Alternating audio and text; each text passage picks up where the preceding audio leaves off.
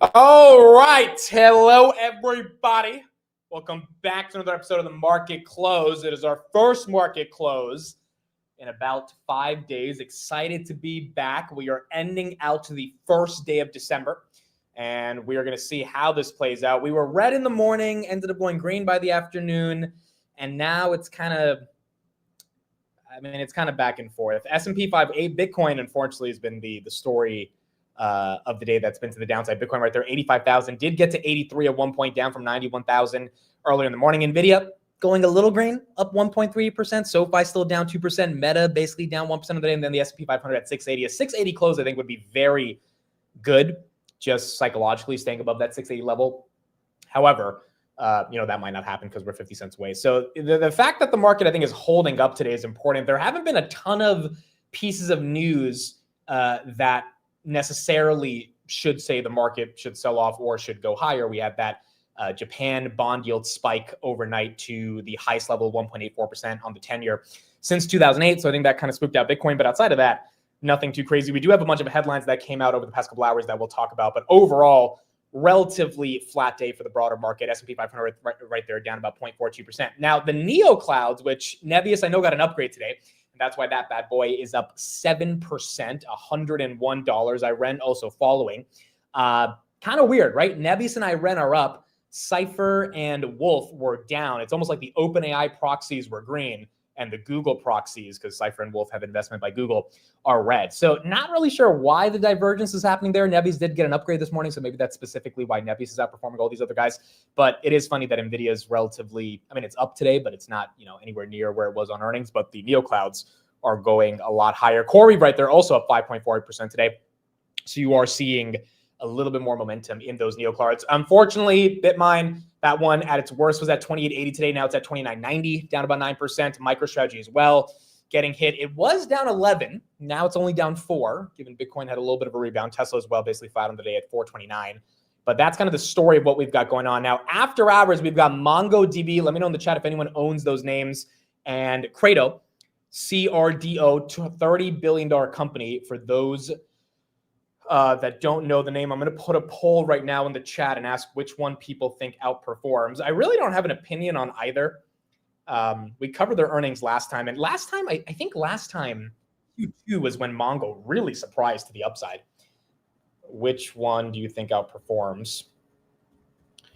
I think it was up like 30% the day after. So we're going to see if that can kind of continue going into today. Yes, Amcor as well. That Broadcom upgrade got Amcor to make a move, and that's why it was nice to see. Shopify down 5% is weird, given we looked at the Black Friday sales numbers these mornings from Toby Luke, the CEO of Shopify. 25% year-over-year merchant sales, $6.2 billion in one day, 25% year-over-year growth. We got Cyber Monday today. That's absolutely incredible. By the way, doesn't Shopify has that website? Let's see if it pops up. Yeah, this one right here. For anyone who hasn't seen it, you can go to this website, bfcm.shopify.com, and it shows you a live presentation of how many sales they're having every minute, which is kind of crazy. And they do it through this like pinball machine. So per minute right now, they are doing about 28,000 orders and $3 million. It's kind of crazy, but the consumer so far doesn't seem to be as stressed as kind of what we were hearing over the past couple of days. Shopify went down today. Yeah, it makes sense as well, just given the amount of momentum and load management they're having on the platform itself. So that's what you have in the broader equity markets. Now, we do have some headlines right here. Again, we'll have Mongo and Crater after the bell. There was a couple of headlines that I think are important to cover, and then we'll get into all the other pieces of news. I think the biggest one was probably from Robinhood. So we got an update on the prediction markets for November. I joined Tanner's show a couple of hours ago to talk about these prediction markets. It's pretty incredible growth. November had 3 billion contracts traded. That's up 20% month over month. 9.5 billion contracts in total. And they're hosting a new event called Robinhood Presents Yes, No. It's going to be streamed on December 16th. Now, the thing about this event is Vlad told us back at the Hood Summit that this was going to be an AI event, their 4th event in less than 12 months, which already is crazy. But they're making it called Robinhood Presents Yes, No, which to me signals that it's not just going to be about AI. It's likely going to be about AI in prediction markets. And as a result, I think they're going to be ramping up the entire prediction markets ecosystem. And that's going to be very exciting to see.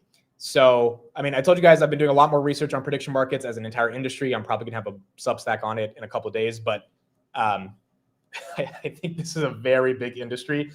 The reason why they bought an exchange or took like a equity position in exchange with Susquehanna Group as like the market maker on the joint venture last week is because they're probably seeing a ridiculous amount of volumes that they need to build their own clearinghouse to be able to support. And given they did 3 billion contracts in a month, it seems like there is a need for a new market maker like Robinhood. So Robinhood right there, 123, still down 4% of the day because of crypto. But the fun thing about this is if crypto sells off throughout the rest of 2026, which who knows if that's going to happen or not, you've got prediction markets. So if Robinhood loses the crypto volatility, sports aren't going anywhere. And if people are going to continue betting on sports or weather or whatever events people like to predict markets on, that volatility, especially if Robinhood takes a large part of the market share, it's not going to be as lucrative as crypto, but if they can match the volumes, they can make up for the lack of revenue from crypto, which just goes to the moat that Robinhood has about being able to build products in a variety of different ecosystems and still outperform. So I think that is some good news for them, and we're going to hopefully see if that continues going into the end of the year. SoFi right there, that's down about 2% on the day. JPOW is going to be speaking at 8 p.m. So, I mean, again, I don't think he's going to be saying anything that important because it's like a black week in terms of a blackout week. Fed can't talk.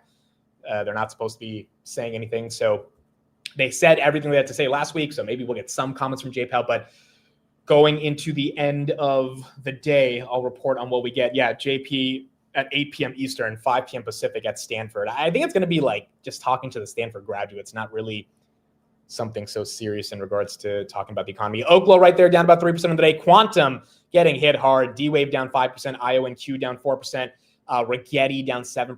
ASTS down 6%. And Rocket Lab down 4%. So high beta names definitely taking it on the chin today. Broadcom as well, down 4% after a pretty monster week it had last week. AMD actually getting some love. AMD, Nebius, and Nvidia not doing too bad today, even with the broad red that we're seeing in the market. GameStop was up 1% today, and Opendoor as well was down about 5%. HIMS is selling off as well. Let's take a look at the heat map here. Wow, HIMS 37.65. Apple, Amazon, Nvidia leading the day. Everything else kind of taking a hit. Even Google taking a 1.2% hit. Walmart's up, Home Depot's up, Energy's up. You might have some fears about a war with Venezuela, which obviously would not be good for oil prices. So maybe the energy stocks rallying a little bit off that. But Nvidia right there is kind of leading the day. And it wasn't leading the day. It was down for the majority of the day. So the fact that it's recovering towards the end is not too bad. Yeah, Shopify as well taking a big hit. I'm not sure why Shopify is getting hit as hard as they are, but nonetheless, they are getting hit. Speaking of people getting hit, you've got some people that have also been crashing out on the crypto ecosystem. I have not watched this video yet, but Cactus Jack sent it to me, so we're all going to be watching it at the same time. But here's this guy who, well, let's just say he's not happy that crypto is not doing that well. Shut up! I'm tired of winning. I'm tired of losing all my money. You promised us you made crypto great again. You promised us we'd be rich. The only people that are rich is you and your family, you absolute slime ball. You launched the meme coin. You launching vaporware crypto that no one wants. You get bribed by all the crypto officials. You pardon criminals to destroy the market. Eric Trump says Q4 would be unbelievable for our banks. Oh, it's pretty unbelievable. It's pretty unbelievable how much money I've lost. Eric Trump, Donald Trump Jr., you guys destroyed my life. The only person I would trust is Barron Trump because he's 8 feet tall. Barron, you tell me what to do. Because right now, I hate the Trump family. Shut up! Okay, so he's probably acting a little bit there, but the sentiment, I think, is very real in the crypto ecosystem. And you can't blame people for feeling like that. I don't know if you necessarily have to blame Trump about all this stuff, but nonetheless, Bitcoin has just not performed this year. And to make things worse, someone asked the question about this morning, what is MicroStrategy going to have to do? Would they end up selling their crypto? Well, here's the clip. The answer is yeah. The CEO of MicroStrategy, obviously Saylor, is going to have the final decision here, but he admits we theoretically could sell our Bitcoin. So now, as we're looking at, Bitcoin winter, as we see our MNAV compressing, my hope is our MNAV doesn't go below 1. But if we did, and we didn't have other access to capital, we would sell Bitcoin. But that would almost be a last resort. That would be a last resort. And I think, look, there's the mathematical side of me that says that would be absolutely the right thing to do. And there's the emotional side of me, the market side of me that says, we don't want to really be the company that's selling Bitcoin. And so now, as Saylor has said many times, they're not going to sell Bitcoin, but you got the CEO admitting that they might have to. And again, legally, they have to at least put a disclaimer that they could do this. This is from their presentation right here as well, where they said, hey, if we are below 1x MNAV, we could sell Bitcoin or sell Bitcoin derivatives. So the best way to avoid that is for Bitcoin to not go down the gutter, and hopefully it doesn't. But nonetheless, that is why MicroStrategy and BMNR and a lot of these other crypto derivative plays have been getting pretty hit over the past couple of days. Santa Claus rally. A lot of people have been asking, hey, when does the Santa Claus rally start? Well, technically, this is from our boy Ryan Dietrich. Doesn't really start till the middle of the month. So S&P historically from 1950 to 1924, first 15 days it's flat. So Santa comes to town closer to the end of the month. As you can see right there, from the 15th to the 31st, you get a bit of a move, and that aggregates to 1.4%. So the next 15 days, next 2 weeks, if there is any seasonal move that is going to be green, you might have to wait for it. The other thing that's important to remember as well, and this is not to say the Santa Claus rally won't happen, but it's important to have this context. A lot of that Santa Claus rally aggregate data is based on the idea of September and October being really bad. So December, you tend to get a rally and reverse a lot of the losses that you have from September and October. This year, September and October were great. November was bad, but November was down 1%. It's not crazy. It was like 0.75%. So when you think about it from that perspective, it's like, does December have to be phenomenal? I think there's other reasons why December could be good, but the sort of built-in seasonality argument hasn't held up the entire year. And a lot of that was because of the April downside that we had with tariffs. And so we're going to have to see if it holds up the same going into the end of December this year again. Nvidia right there, 179.59. Are we holding 680? We are not holding 680, unfortunately. 679.54. As we are selling off into the close. Was November a down month? Let me see. November 1st, we were at, on the S&P, 683 at the end of the month. 683.39. No, November wasn't even down. Yeah, Laura, you're right. we was actually up 0.03%. So again, like you had September, October, and November be 3 green months in a row. So the question is just going to be, can December, finish it out that way? And hopefully it does. All right, we got 2 earnings after the bell. Let me know if anyone owns these stocks, Mongo and Credo, not the drone company, the other one, CRDO. 61% thinks Mongo outperforms. And Credo is about 31%. We should be getting their earnings in about 5 minutes as soon as the bell rings. We'll take a look at those earnings, and then we'll get through some of the other headlines that we had throughout the entire day. And there we go. 40 seconds until we get into the close. Unfortunately, we are selling off into the close. Relatively flat day across a lot of names. Some names green, like Nvidia is getting a nice 5% boost. Nvidia 1.5%. Shopify, for some reason, there's got to be a bigger story why Shopify is down 6%. That's weird. HIM's down 6%, Robinhood down 4%. Obviously, the Bitcoin plays are down, and the S&P 500 looks like it is going to close down about 0.5% on the day. Decent amount of people have Credo and Mongo. Okay, cool. So we're going to see what earnings they put up today. Thank you, everybody, for being here. Monday, December 1st. Happy to be back. Happy you all are back. The stock market, for the first time in December, is officially closed.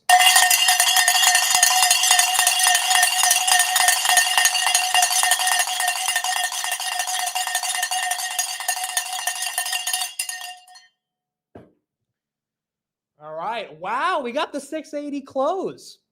We got the 680 close right into the end. We got a little bit of a candle right there, 680.27. Nice to see that we at least got 680. Just psychologically being above that 680 level, I think is important. So really cool to see that. Corey right there, 5% of the day. Shopify. Some people said Shopify's website was down based on Cyber Monday traffic. That's a fair reason for it to potentially be down on the day, but I would say that's more bullish than not, just because there's so much demand. So I think there's a deeper reason for why that stock is down 5% here. Nebius, 5% on the day. That's green. Mongo, we're going to get their earnings after the bell. That was flat during the day. Nvidia did touch 180, closed at 179.92. We do have some headlines about Nvidia that we'll talk about in a second. Tesla, 430. Nokia, that was flat. Amcor, 37.74. That was actually up 3.75% of the day. Duolingo, that was down 3%. Grab was down 3%. Coinbase was down 4%. Google, down about 1.65%. Rigetti, quantum names, basically all down 7 to 8% on the day. Oscar was down 7% today. I did not see that, but Oscar took a hit on the day, down about 7% as the market's trying to figure out what happens with healthcare subsidies. Webull, that was down about 1.3. Dutch Bros was up 1.2. Rocket, 1.68. Meta, I think, was relatively flat. Meta, 640, not too crazy, down about 1%. Amazon, I think, held on to its green. Yes, it did. 233.88. That was up 0.28, and then Nvidia kind of led the way, up 1.65. Now, Nvidia did have that announcement today with I forgot the name of the guy, but it was the CEO of Synopsys. They are doing a $2 billion equity stake in the company, and we'll talk a little bit more about that partnership. We're going to get earnings in a second, but for those that missed Jensen's response to all of the Google TPU comments, here's what he said earlier this morning. Listen, we've been competing with ASICs now for quite a long time, and Google has had ASICs for a long time. Nvidia, and they do a great job, as you know, and I've always been complimentary. Right. Always. What Nvidia does is much more versatile. Our technology is much more fungible. Notice the announcement today. Accelerating Synopsys design tools, the EDA, the SDA, the CAE tools require computer architecture like CUDA. It's not available for ASICs. And so Nvidia can address markets that are much, much broader, not just chatbots. We're also everywhere. We're in every cloud. We're in every single OEM. We're on-prem, and we're also at the edge. And so the Nvidia opportunity is much, much larger. And you're now seeing a real tangible example of an opportunity that we could do with our platform that nobody else can. And so this is a very big opportunity for us, huge opportunity to reinvent the EDA industry, the design and engineering industry for Synopsys and the rest of the industry, and a growth opportunity for us because this is so computationally intensive. We'll talk about some other news updates we got on NVIDIA, but that was Mr. Jensen's response around Google TPUs. Very respectful. He says Google does a great job. It's just given the moat of CUDA and given the level of demand that still exists for not just an ASIC, but the GPU itself from a general purpose perspective on computing, that's where you have Jensen saying, hey, we have a bigger opportunity here. And the partnership with Synopsys is emblematic of that. Amazon right there up a little bit after hours. Nvidia continues to go up a little bit. All right, these earnings should be out very soon. Mongo, we don't have the numbers yet. CRDO, don't have the numbers yet either. Let me see if I can get their expectations up and see what we have. Amazon launching US ultra-fast delivery for grocery staples in 30 minutes. Wow. Amazon already has groceries in 30 minutes from in certain cities, or maybe it's like 2 hours. Maybe it's not 30 minutes. 30 minutes might be something new for them. Another update on Amazon, and we'll talk about this more in a bit, but Black Friday sales on Amazon were led by Rufus, which is their AI agent. They put out a report saying Rufus was instrumental in helping people find the types of products they wanted. So we might see a material increase potentially in those Black Friday sales just because of their LLM shopping assistant actually being useful on Black Friday. Mongo going up a little bit after hours. Let's see if the earnings are out. And then Credo, that one's still flat after hours as well. Earnings expectations on both of these. So let's pull this up. Market on Mongo is looking for 79 cents of EPS and 593 million of revenue. Oh, Beyond Meat was up 41% as well. We'll talk about that in a second. And then Credo, 50 cents and 234 million in revenue. So those are the expectations. And hopefully we can get a double beat across the board, which will be matching a lot of the companies in the semiconductor space and in the software space. Credo in the semiconductor space and Mongo in the SaaS space. I don't know why Beyond Meat was up. Oh, but Credo's up 8% on Credo. Okay, we'll talk about Beyond Meat in a bit. Mongo as well, up 8.2%. Wow. Let's see if these guys beat heavy. Let's see. First off, year to date, these stocks, Mongo is up year to date 34%. So expectations already are high. Credo year to date is up 141%. And remember, they design and manufacture basically high-speed connectivity solutions in the networking and data center space. So Nvidia demand should be very strong, and AMD demand should signal very strong demand for Credo, and that stock's reflecting it. That's up 7%. Mongo, that's up 12%. Let's see if we can get some numbers here on the earnings. Likely looking for a double beat. Wow. Oh, these are big numbers. These are big boy numbers. Mongo beat EPS by 67%. 132 versus 79 cents expected. Revenue they beat by 6%, 628 versus 593. EPS up 14% year-over-year. Revenue up 19% year-over-year. 67%, of course. Of course, 6.7, of course.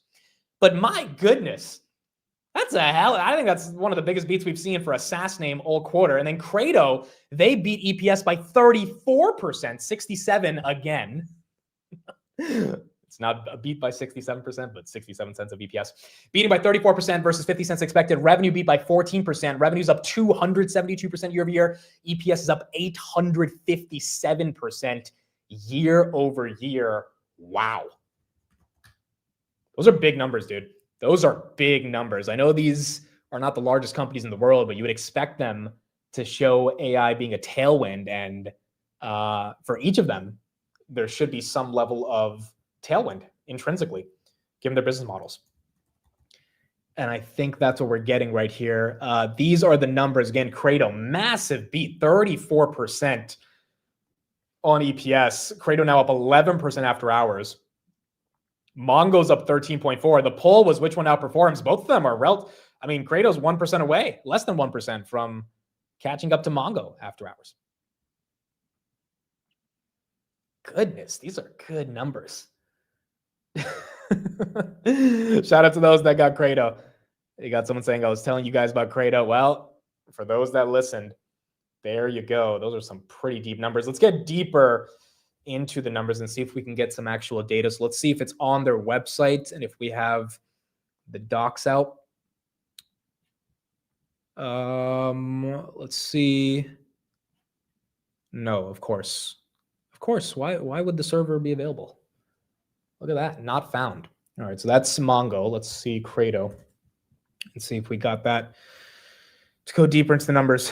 Mongo is an interesting one. I mean, there's been a lot of different talk around. I think Dan Ives is a fan of that one. I've never fully done a deep dive into them, but it looks like AI is a tailwind. While we're waiting for the Mongo, here's Credo. Revenue of $268 million. That's up 20% quarter over quarter, 272% year over year. GAAP gross margins of 67%. Net income $82 million. OpEx of 102 versus 57. CEO says in the second quarter, Credo delivered revenue of $268 million, an increase of 20% sequentially. These are the strongest quarterly results in Credo's history, and they reflect the continued build out of the world's largest AI training and inference clusters. Looking forward, the combination of continued growth in our core AEC and IC franchises, plus the upcoming ramps of our recently announced ALCs, gives us an outlook with strong revenue growth and profitability through fiscal 2026 and beyond. Again, another CEO saying data center demand is strong. Third quarter, they're expecting $345 million. Gross margin, 65%. OpEx of $116 million. Third quarter last year, let me see if we can pull that up. Or sorry, fourth quarter, because this is the third quarter.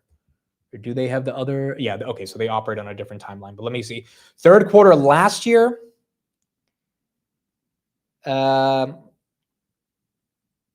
dude, third quarter last year looked like it was like, from what I'm looking, 115 million. That means it's up basically 2.5. They're going to keep that 272% growth rate going into the end of Q4. It looks like they're keeping that growth pretty consistent, around 250 to 290%. Wow, Mongo, 15% after hours, and Credo with 13%, signaling the data center market is not slowing down. I'm going to try to get MongoDB's numbers.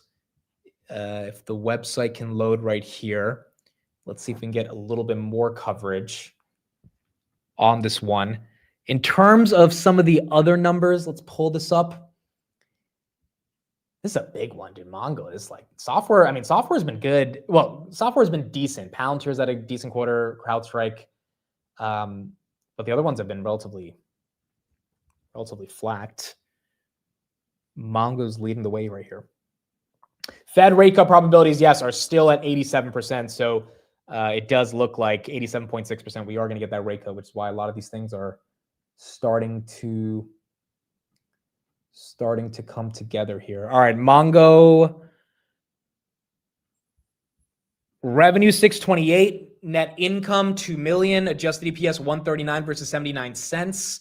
Trying to see how they beat on EPS this hard. Was it a tax thing or was it legit their quarter was just that good?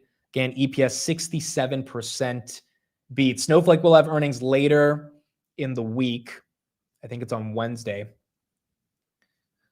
Yeah, we're gonna need the website to load. Oh, there we go. We got it. All right, here it is. So let's get a little bit deeper into these numbers. Pretty damn massive here. Revenue's up 30% year over year.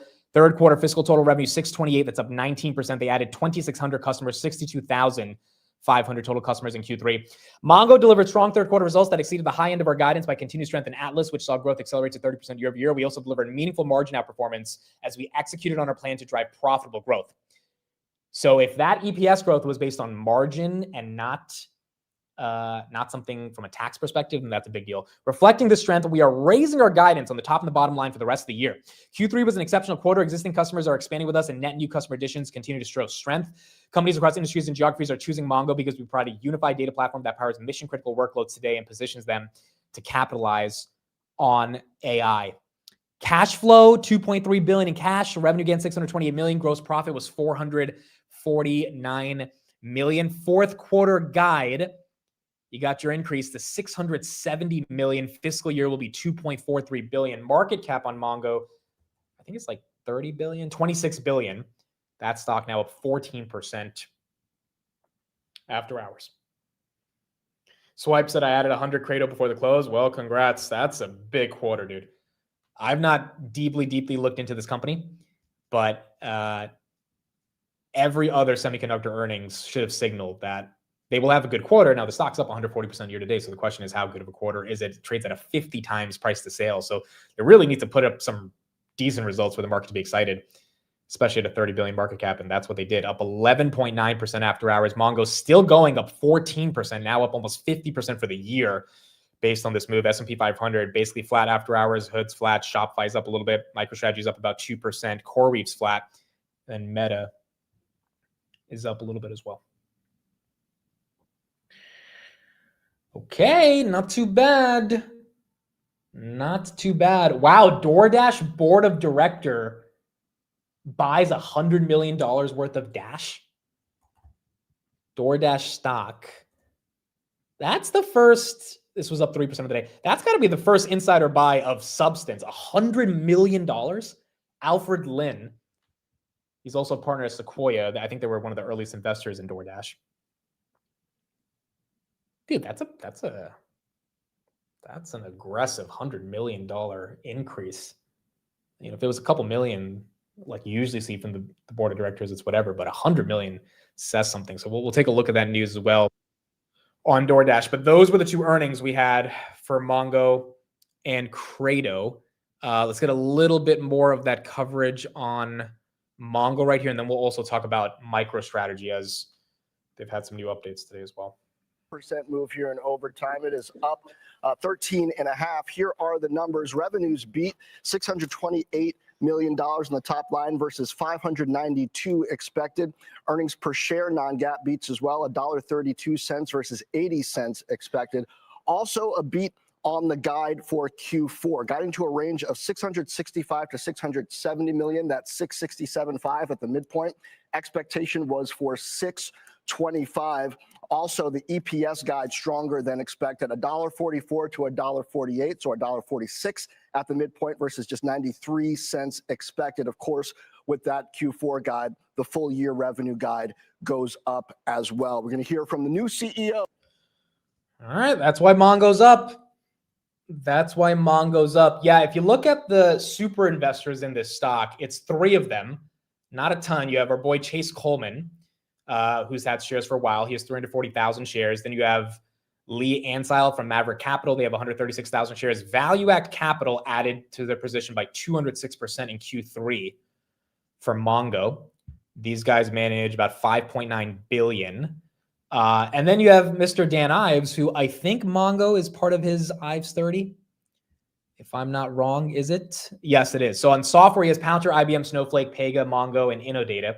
He added Iren, CoreWeave, and Shopify today to this list. This is his Ives A30 ETF.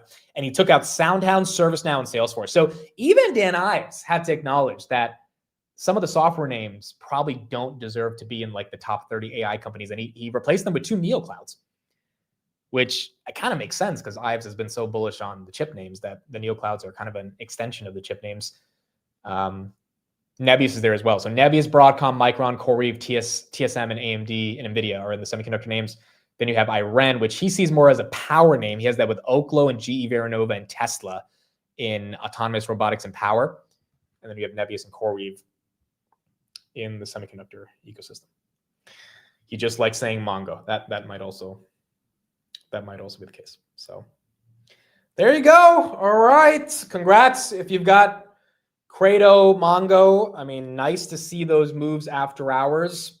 It's not easy after hours, especially with high expectations, to get a stock to move as high as they are. Wow, Mongo 14.3, Credo 15% after hours, continuing to make its move. All right, so those are the 2 earnings that we have today. We got a bunch of other headlines, so let's get into a lot of the other stuff that happened since the market open, and we will keep going from there. Yeah, okay, let's pull this up right here. So I think the first thing let's talk about is Nvidia. I mean, we're on the topic of AI. There was an update from Nvidia's Morgan Stanley on Nvidia that I think was really important today and definitely got my attention. The other earnings for this week are Okta, Marvell, CrowdStrike, GitLab, American Eagle, and Asana. That's tomorrow. And then Wednesday, you have Macy's, Dollar Tree, RBC, Snowflake, Salesforce, Five Below, C3, and then UiPath. And then on Thursday, you have DocuSign, Ulta, Rubrik, TD, Kroger.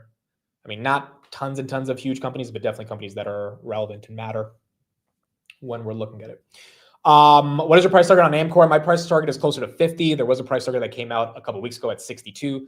I don't think that multiple is crazy at all, but I'm more in that 45 to 50 range by the end of 2026, given the price to sales multiple doubles as growth continues to expand. So for Amcor, I wouldn't worry too much about gross margins. It's more so about their sales volume.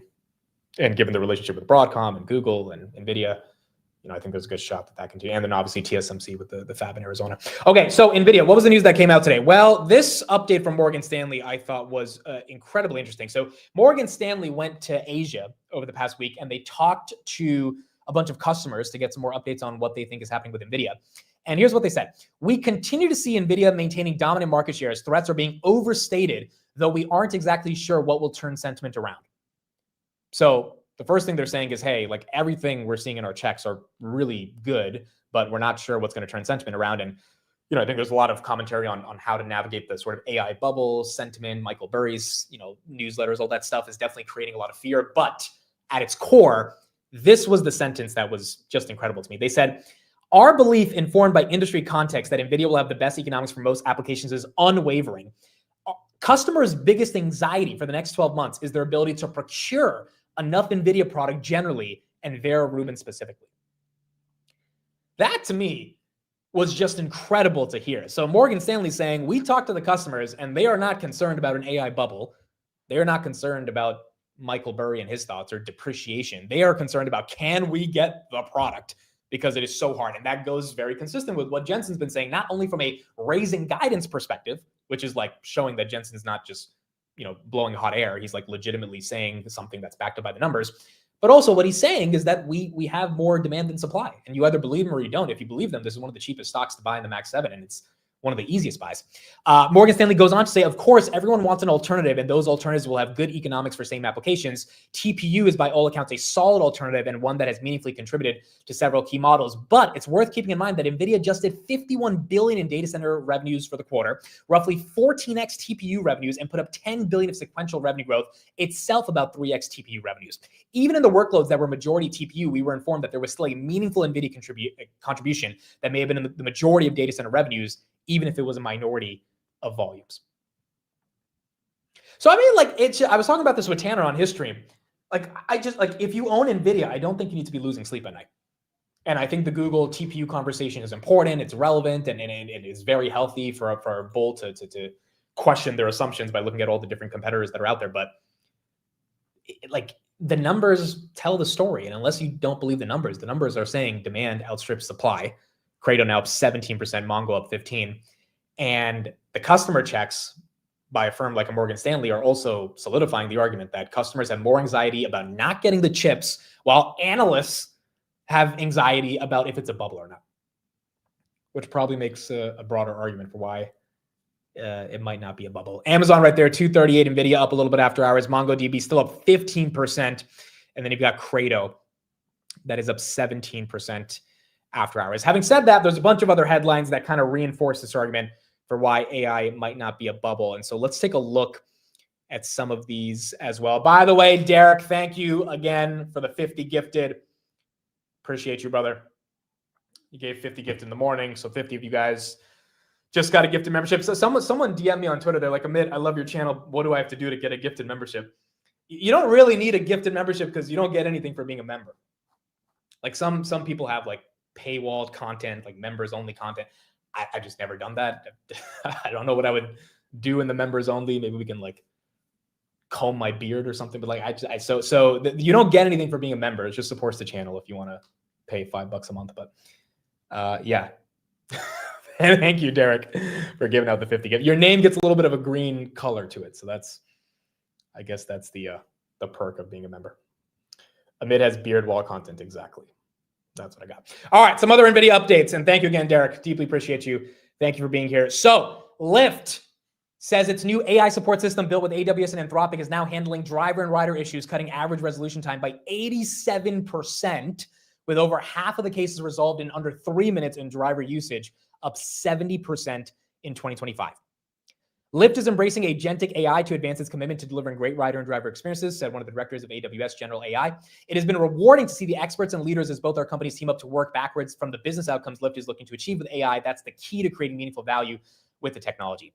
These are the types of stats that we as investors should want to see every day. We should want to see a new company, 5 new companies, 10 new companies every day come out and say, hey, this is what we're doing with AI. This is why we're paying Amazon all this money for AI cloud workloads. This is why we're paying for the Anthropic APIs. Like, this is how it's transforming our business. And for a company like Lyft, this is a very specific use case that makes a ton of sense. Then you had, let's pull this guy up right here. South Korea start to get access to their chips as well. So South Korea got its first 13,000 NVIDIA GPUs, including the B200s, as a part of a plan to deploy 260,000 chips that analysts peg at about 10.4 billion. But no one cares about that because Iran is dumping. Okay, what's going on with Iran? Iran messed up South Korea's moment right here. 4% down on Mr. Iran. Is she taking down Nebius with her? Nebius is flat. Okay, so this is Iran specific. Is this really off dilution? Why is the market caring about dilution? Do they know they're going to dilute? Iran announces proposed offering of ordinary shares to fund the repurchase of convertible notes.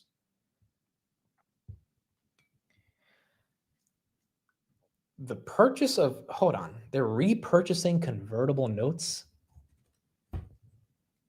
Did they say they were going to do that?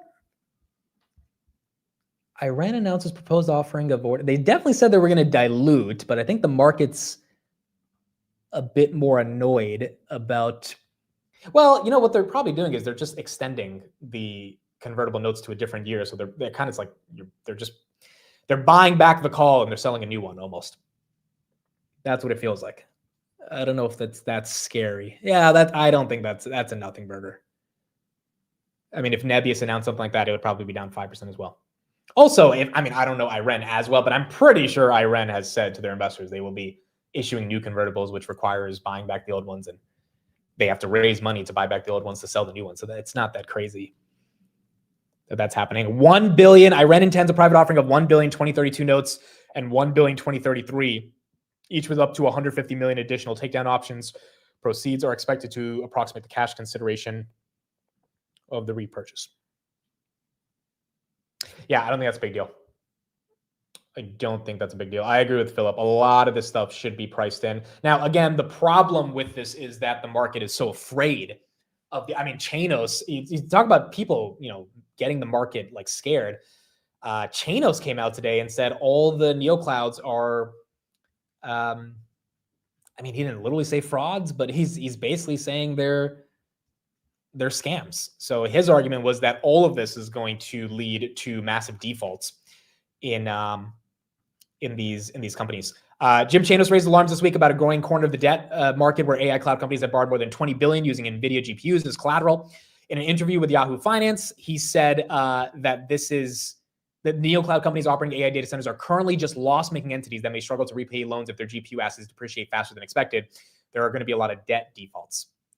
Again, you have to take the other side of this if you believe that AI is real and there's use cases for the GPUs and there's a reason why all these data centers are coming up into existence. But if you think it's all fake, then obviously, yeah, they're piling up a lot of debt for no reason.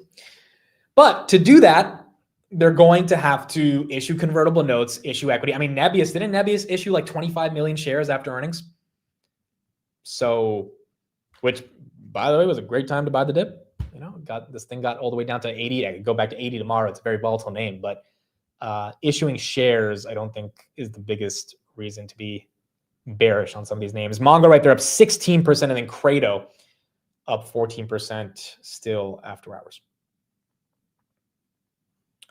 Lutnick just brought the South Korea news back. See, Iren tried to take away the South Korea news. Look at Lutnick. America will lower tariffs on South Korean autos to 15% effective. Did he meant to say November 1st or December 1st?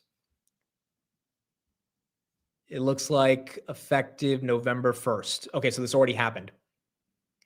It looks like they already did it and they're announcing it right now. Wow, all right. So you got the Commerce Secretary saying the Republic of Korea has officially moved to implement their strategic investment legislation in Parliament. The key step ensures U.S. industry and workers will see the full benefit of President Trump's trade deal with Korea. In response, the U.S. will lower certain tariffs under the deal, including auto tariffs to 15%. We are also removing tariffs on airplane parts and will unstack Korea's reciprocal rate to match Japan and the EU. Okay, so there you go. Not only is South Korea continuing to buy more GPUs, but we are seeing some of these tariffs come out. Now, I think Korea pledged, 350 billion investments. Japan was like 550 billion. So you do have a lot more of these companies saying they continue to want to invest, which makes sense. The other update I was going to show in the context of AI was actually on Amazon. So again, going back to Rufus, Amazon says its AI shopping assistant Rufus is so effective, it's on pace to pull in an extra 10 billion in sales, and was a broader argument for why Black Friday sales likely are higher. We don't have the exact numbers on Black Friday on Amazon. I think we're going to get those in a couple of days after Cyber Monday. Honestly, we might get it tomorrow. Amazon's pretty quick with giving the numbers. And also, they probably want people to know that they're doing well. That might help the stock, as Amazon's barely up 5% this year. But it looks like the consumer might not be in the worst given these Black Friday numbers. That is what we got with the AI news. Iran, is that one still down? I think this one gets bought up by tomorrow. I don't think the market is going to be that upset about this. Iran's still down 5% right here on that convertible offering. Do you think Grab's still buying GoTo? We're going to find out by the end of December. Or we're going to have at least a lot better details after December 17th when GoTo has their shareholder meeting. So I think towards the end of December, we're going to have some more data on if that happens. Bitmine right there, that's up 1.73% after hours. Then CoreWeave continues to go up. Did Applied Digital have a good day? APLD, wow, this one also up 4%. So a lot of the data center names got hit badly 2 weeks ago. CoreWeave's still down a ton. but they are starting to get potentially some momentum back into place. Terry says, I sold Nvidia, bought Rant today. Dude, isn't it the worst when you finally make a decision to buy a stock and then boom, it just goes down? You're like, all right, I've done all the research. I've done my DD. I'm pretty sure it's time to buy. I think for that, you just have to have a mental perspective of like, I'm buying. I don't care what happens. And it is what it is.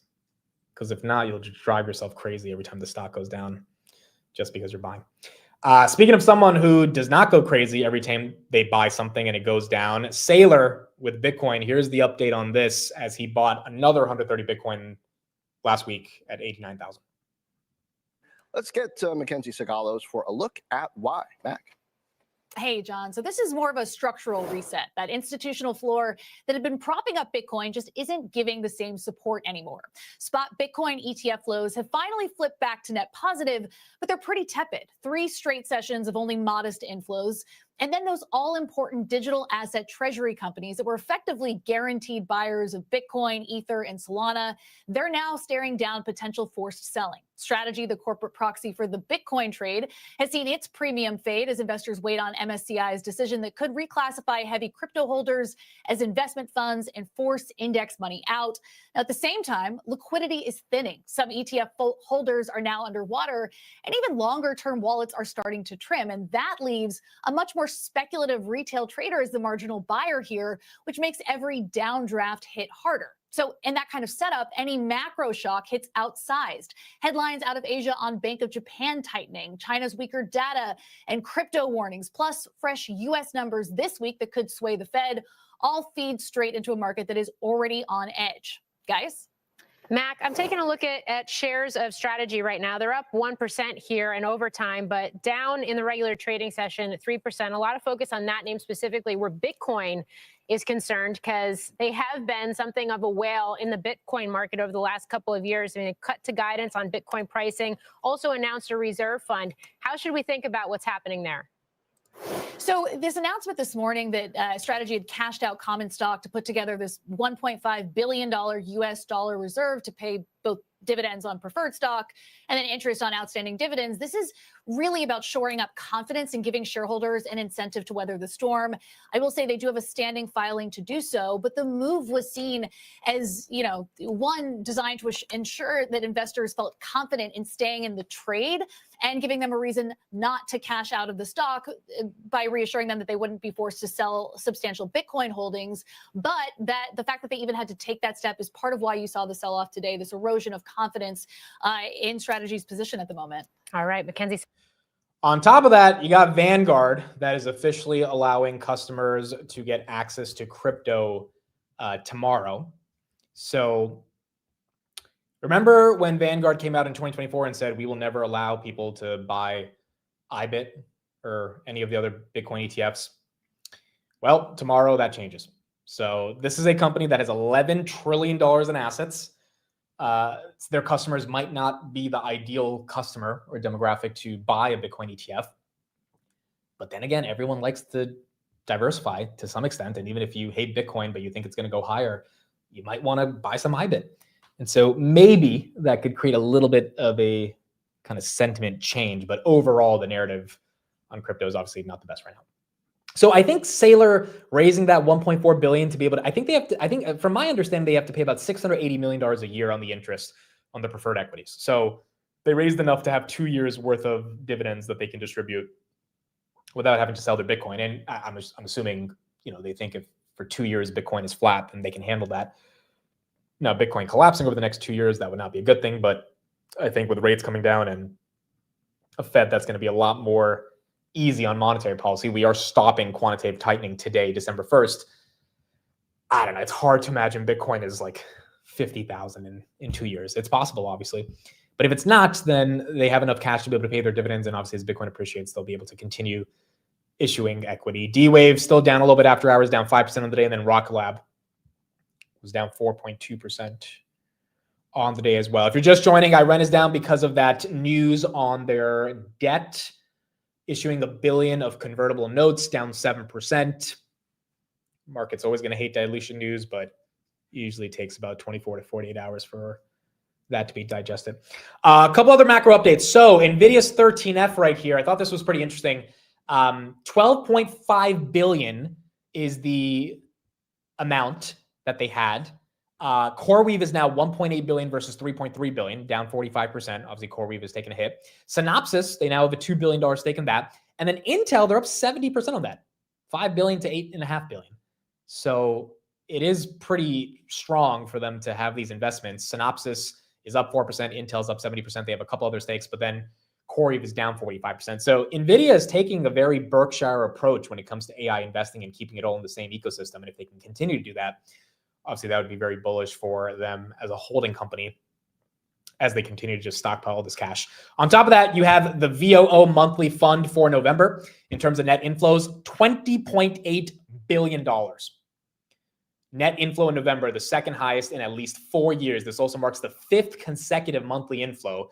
VOO essentially is tracking the broader market. Net inflows are now up 17% to 124 billion, on track for its biggest yearly inflow since its inception. And since the start of 2023, which was kind of the start of this bull market, end of 2022, early 2023, the fund has seen just 1 month with net outflows.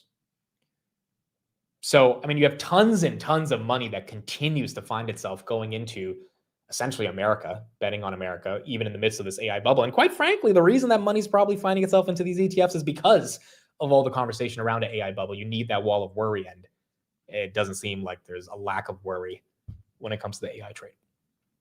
Iran right here is still down about 6.9%. Again, yes, 1 billion in 2032, 1 billion in 2033, 2 billion of convertible notes. This is not something the market didn't know. I think they very clearly told the market they were going to have to dilute. Again, these guys, A, need to buy the GPUs, B, need to acquire the land and have the facilities necessary to be able to rent out all the GPUs and build the data center. So it's going to take capital. Same thing for Nebius, same thing for CoreWeave. It's just, and Mike Novogratz said this when he was on the show a month ago. He said when it comes to investing in the neoclouds, and he said this about his own company, Galaxy, you've got to trust management here. Galaxy down. Wow, Galaxy was at $40 a couple of weeks ago, 6% down on the day. This one's still up a lot year to date, still up 37%, but I remember this thing was up 140% a while back. That's part of the reason I bought Nebius. Like, part of the reason I bought Nebius is I just like management a lot. Like, I really like, as I've been watching more interviews of them, this guy, Daniel Cross, I'm sure you guys know him in the Nebius community. He did an interview with the CRO of Nebius. I'll put this in the chat for anyone who wants to see it. And I don't know, dude, the more I listen to these guys, I just think they understand what they're doing. They have a diversified business. They have a lot of ambition to scale up the business. They understand that it's a capital intensive business. So there's going to be a lot of debt that's involved, but I think they're very transparent and clear about how they're navigating the debt. And, if they actually get to that 7 to 9 billion of ARR by next year, if they can even squeeze a little bit of a margin by the end of 2027, I think the stock is relatively cheap. Now, I'm not saying Iren's management is bad. I just have not studied them as deeply as Nebius. But the moral of the story is it's a bet on management. It's a bet on the stewards of capital that are going to be effectively diluting to be able to make this stuff make sense. And you got to pick your horse here in regards to which one ends up being the best one. So that's what you have on Nebius. My Nebius position, by the way, 1,000 shares at 97 for those that have been asking. So that is my average, 97,000 shares. We're barely above that, but I did get to DCA over the past couple of weeks. $97.79, $97.79. That's my average. So, I mean, to me, that's a relatively full position. 1,000 shares, I think, is what I would like to roll with over the next couple of years when it comes to playing the neoclouds. And I don't know, I just like them more than a lot of these other names. But I think the other names can move faster than a Nebius, just given their smaller market caps. I just happen to like this one. Nebius right there, 5.57% on the day. Iren is down because of dilution for those that are joining. Iren is down because they diluted by 2 billion. Street doesn't like it. Eventually the street will get over it. But today they don't like it. And that's what you got. Are you supportive of Grab, Acquire, and GoTo? Yes, I think they should. That would consolidate the region, increase their margins. It's a no-brainer for me. Hopefully we don't have to spend more than $2 billion. But they raised $1.5 billion last year or this year. No one knows why. I think it was for this reason. Like I don't think you have the same rumor reported 50 times for no reason. Like obviously they wanted to make an acquisition. The question was just what was it going to be or when was it going to happen? And now I think we are closer than ever to it happening. Maybe it does, maybe it doesn't, but I do think it would make sense for them to do this. Talk about Palantir. So we haven't had a lot of updates on Palantir, obviously, since the earnings, which again were some of the best earnings that we've seen. Now, Palantir stock did get hit since then, as the entire AI market got hit. Burry continues to discuss Palantir on his Substack and Nvidia. I guess that's the latest update from an sentiment perspective on who's bearish and who's bullish. One thing I will say about Palantir, and don't shoot the messenger here, but Palantir historically does not have a good December. Palantir's December, let me see if I can, yeah, here it is. Palantir's December since IPO has a 20% win rate on average, and it's down about 8.2% on average. So I wouldn't expect an amazing December just historically. Now, maybe we pump, but if we're just looking at the pure history of Palantir seasonality, December tends to not be the best. So it is what it is. Even if we end out at 150, 160 for the year, that is still a 120% move in the stock, which after the 320% move it had last year, I mean, I'm pretty happy about that. And then Hoodie ends up being the best performing stock in the S&P 500 as of now, up about 212%. So, even if Hood goes down 10, $15 and it's up 200% for the year, those are still incredible returns for a lot of these names. Same thing with Nvidia, up 30%, beating the S&P 500 by double. So I don't think we need to have a massive move towards the end of the year on a lot of these names. It would be nice, but if it doesn't happen, then it is what it is. What stops you from researching VG below 7 today? Honestly, nothing has stopped me. I really have never cared about natural gas. I know Chris and Matt love it. I've just they love talking about the pipelines and this stuff and that. I don't know. I've never cared too much about it. I'm not opposed to it. I'm just genuinely never cared. So it's one of those things I'm gonna have to really look into. If I did buy it, honestly, it would be because Chris and Matt like it. That would be. I just have not spent the time to understand VG or next decade or anything. But I know they have a lawsuit with BP right now, and that's kind of the overhang that's on the stock. Wow, dude, does everyone like Iren? This is like the 50th question about Iren. I think I'm underestimating how many people like Iren. They did some dilution after hours, which is why it's down 6%. But goodness, people love Iren. Why do people love it that much? Is there something that special about it? I get the stock's up a lot this year. I understand that.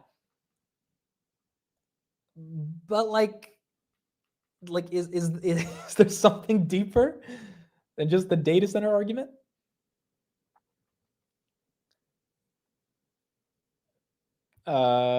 No, just bag holders asking. Okay, that was mean. I didn't say that.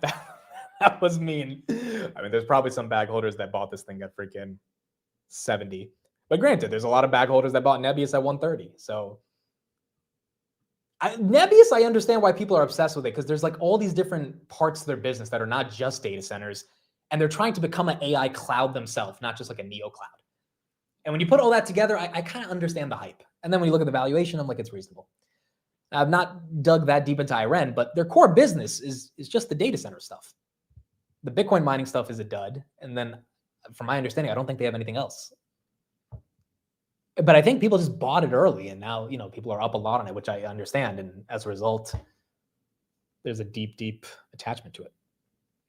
Yeah, Nebius is like 5 businesses. So, dude, their ClickHouse stake itself in the next couple of years could be worth $10 billion. The market cap is 20. So it's there's just a lot of things that I like are in the stock. And obviously it's incredibly volatile and moves like CoreWeave and Applied Digital and all those names because it's mainly associated with data centers. But I think management has a lot of tricks up their sleeve to make this thing become a lot more valuable over the coming years. CoreWeave was up 5% on the day. Didn't have too many updates on CoreWeave. Again, took a big hit over the past couple of weeks, but the debt collateral on CoreWeave and Oracle is still not something that people like. And that's why that's down. Mate, you have no idea how big IREN will be compared to Nebius. Please do a deep dive to see for yourself. Is it really that big of a story? Like, I really have not sat down to do the research on it, but is it that big of a story? Because if it is, I'll do the work. Nebius just, I don't know, just got my attention more a month ago. And so I did the work on them.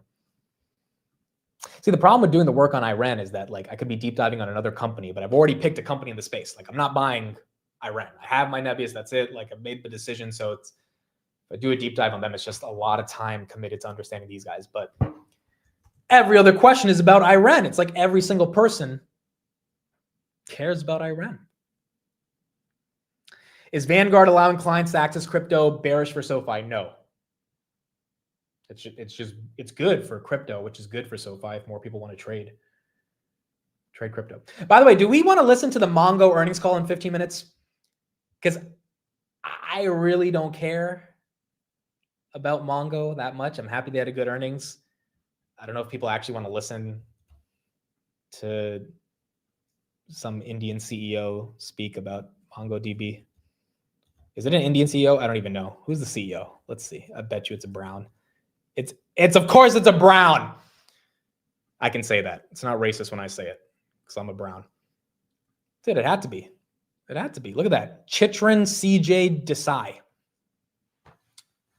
There we go. Every SaaS company, bro. Every SaaS company. It's us. But no, seriously, is Mongo going to say something super important, or are they just going to give you an update on their results? You know? Like, I don't know if there's something that exciting there. Okay, most people are saying no. Oh, I wanted to talk about Beyond. Yeah, I was going to say, I don't know why the hell Beyond Meat is up 40%. That's what I wanted to talk about. By the way, Mongo now 15%. Goodness gracious. Beyond Meat right here. Up 2%. Or up 40% on the day. I was talking with Tanner about this. I mean, we can get into a conversation about prediction markets because I thought that was a more interesting conversation, and the chat will probably be split 50-50 on my take on this. But that might be more exciting than Mongo's call. For those that are joining, asking again about IREN dilution, $2 billion. Stock's down 5.8%. It was down 7%. So that one's recovering a little bit, but still down 5%.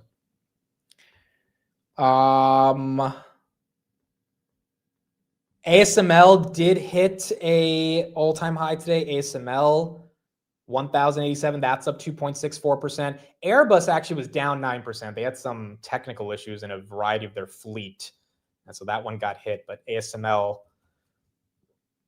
yeah, all-time high today. Wow. 1,087 year to date, up 55% as well for ASML.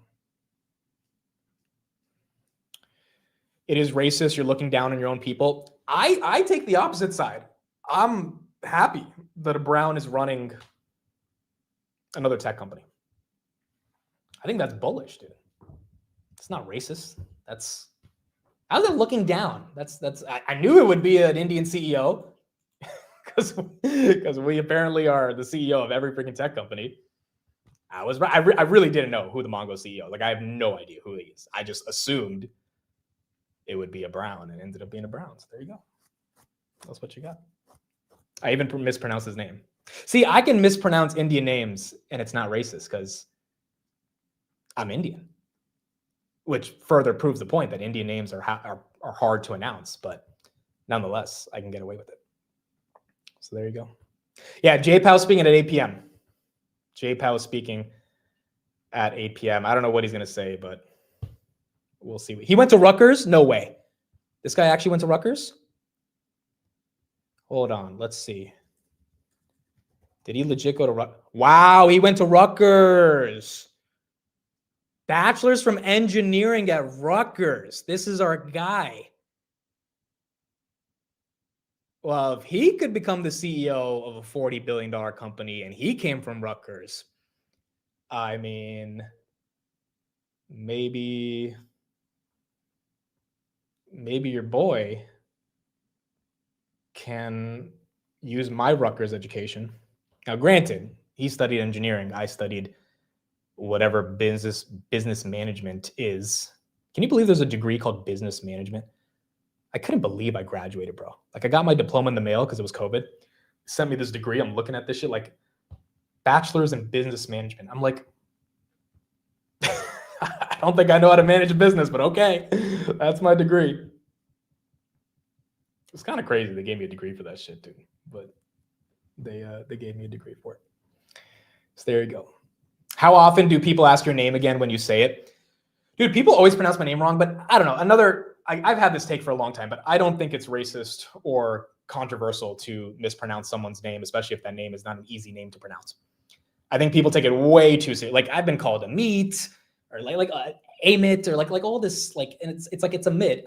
I feel like it's relatively easy to say, but if someone mispronounces it, am I really gonna stop them and be like, no, it's a mit, not a meat? Like, no, like I don't care enough about my name. I'm not selfish enough or narcissistic enough to be like, I just feel so offended that this person messed up my name. It's like, well, my name is not a conventional name, especially if I'm talking to someone who is not from India. So it's like, why am I going to be upset that they like, no, like there's other things to worry about in life than how someone pronounces your name. That's my take. I know other people feel more serious about having their name pronounced effectively, but I don't care. Like, I really do not care. Okay, so let's get into the prediction market take I had. If anyone really wants to listen to the MongoDB call, you can go on their investor website. I'll put the link in the chat. I just don't think we're going to get anything that's serious out of that call, but I'll try to get the highlights from it, and then we'll analyze it tomorrow. Okay, so prediction markets take. I teased this on Tanner's channel. I was on his market monitor stream, and it came from the news update that Robinhood has now traded 3 billion contracts in November, which is kind of crazy, given it was 2.5 billion in October. Here's my take. I'm coming out with a Substack later this week on prediction markets, but I think everyone who says prediction markets are gambling, this is the take. 50% of you are going to hate me for this. Probably 80%, maybe 20% will agree with me on this. I think saying prediction markets are gambling is wrong. I do not think it's gambling. Let me say that again. I do not think prediction markets are gambling. Simple thesis, and I'll go deeper into Substack explaining with all the data that I've been compiling, or I should rather rephrase it to say, if you think it's gambling, then you have to think that options are gambling as well, which then if you think both are gambling, then you can think that. But I'm more so talking about the people that are like, Robinhood's promoting gambling. Well, if this is gambling, then I think options are gambling. If that's the case, Schwab, Vanguard, Fidelity, SoFi, all the brokerages are promoting gambling. Now, why do I think prediction markets are basically like an options contract? I was thinking about this a lot over the weekend, and I don't know what's the response to this argument. I'm very curious to see what people have to say to this. Lakers play the Knicks. Prediction market. Lakers 60% chance, Knicks 40% chance. You can bet or speculate, or you can take a quantitative approach to looking at all the analytics and data, which, by the way, the sports analytics is a massive industry. And there's a lot of money that's spent on looking at player statistics, injury reports, all this stuff, to then come up with a conclusion on how you think the game's outcome will play out. And you can then make a decision on if you think the Lakers are going to win, pay 60 cents for a contract, or if the Knicks are going to win, pay 40 cents. If you win, you get 60 cents if you pick the Knicks. If you win on the Lakers, you get 40 cents of upside if you pick them to win the game. If I think Nvidia is going to be 185 by the end of this week, that is an options contract that has an expiration by the end of this week. And then there is something that has to happen. There's a binary event. The Lakers or Knicks have to win for me to win based on whoever I chose. Nvidia has to get to 185. If it does not get to 185 by Friday, I lose all my money. Can we accept that premise right there? So binary outcome, either Nvidia is 185 or whatever strike you want to pick on your contract, or it's not. Either the Lakers win or they lose. Already, we're starting to see the comparison between one of these is a contract with an expiration, just like the Lakers and Knicks game is going to end at 10 p.m. after they play. That is an expiration. and there's going to be one outcome. Either they win or they lose. Either Nvidia's up or it's down. Now, let's say I buy the Lakers contract at 60 cents and the Lakers are up 25 with 7 minutes left, and that contract is now worth 99 cents. Given the liquidity of the prediction markets, I can sell that contract that I bought at 60 cents for 99 cents because it's almost like the game is over. So even if the Knicks come back in the next 7 minutes, I don't care because I've made my money. I bought it at 60, I sold at 99, I'm good.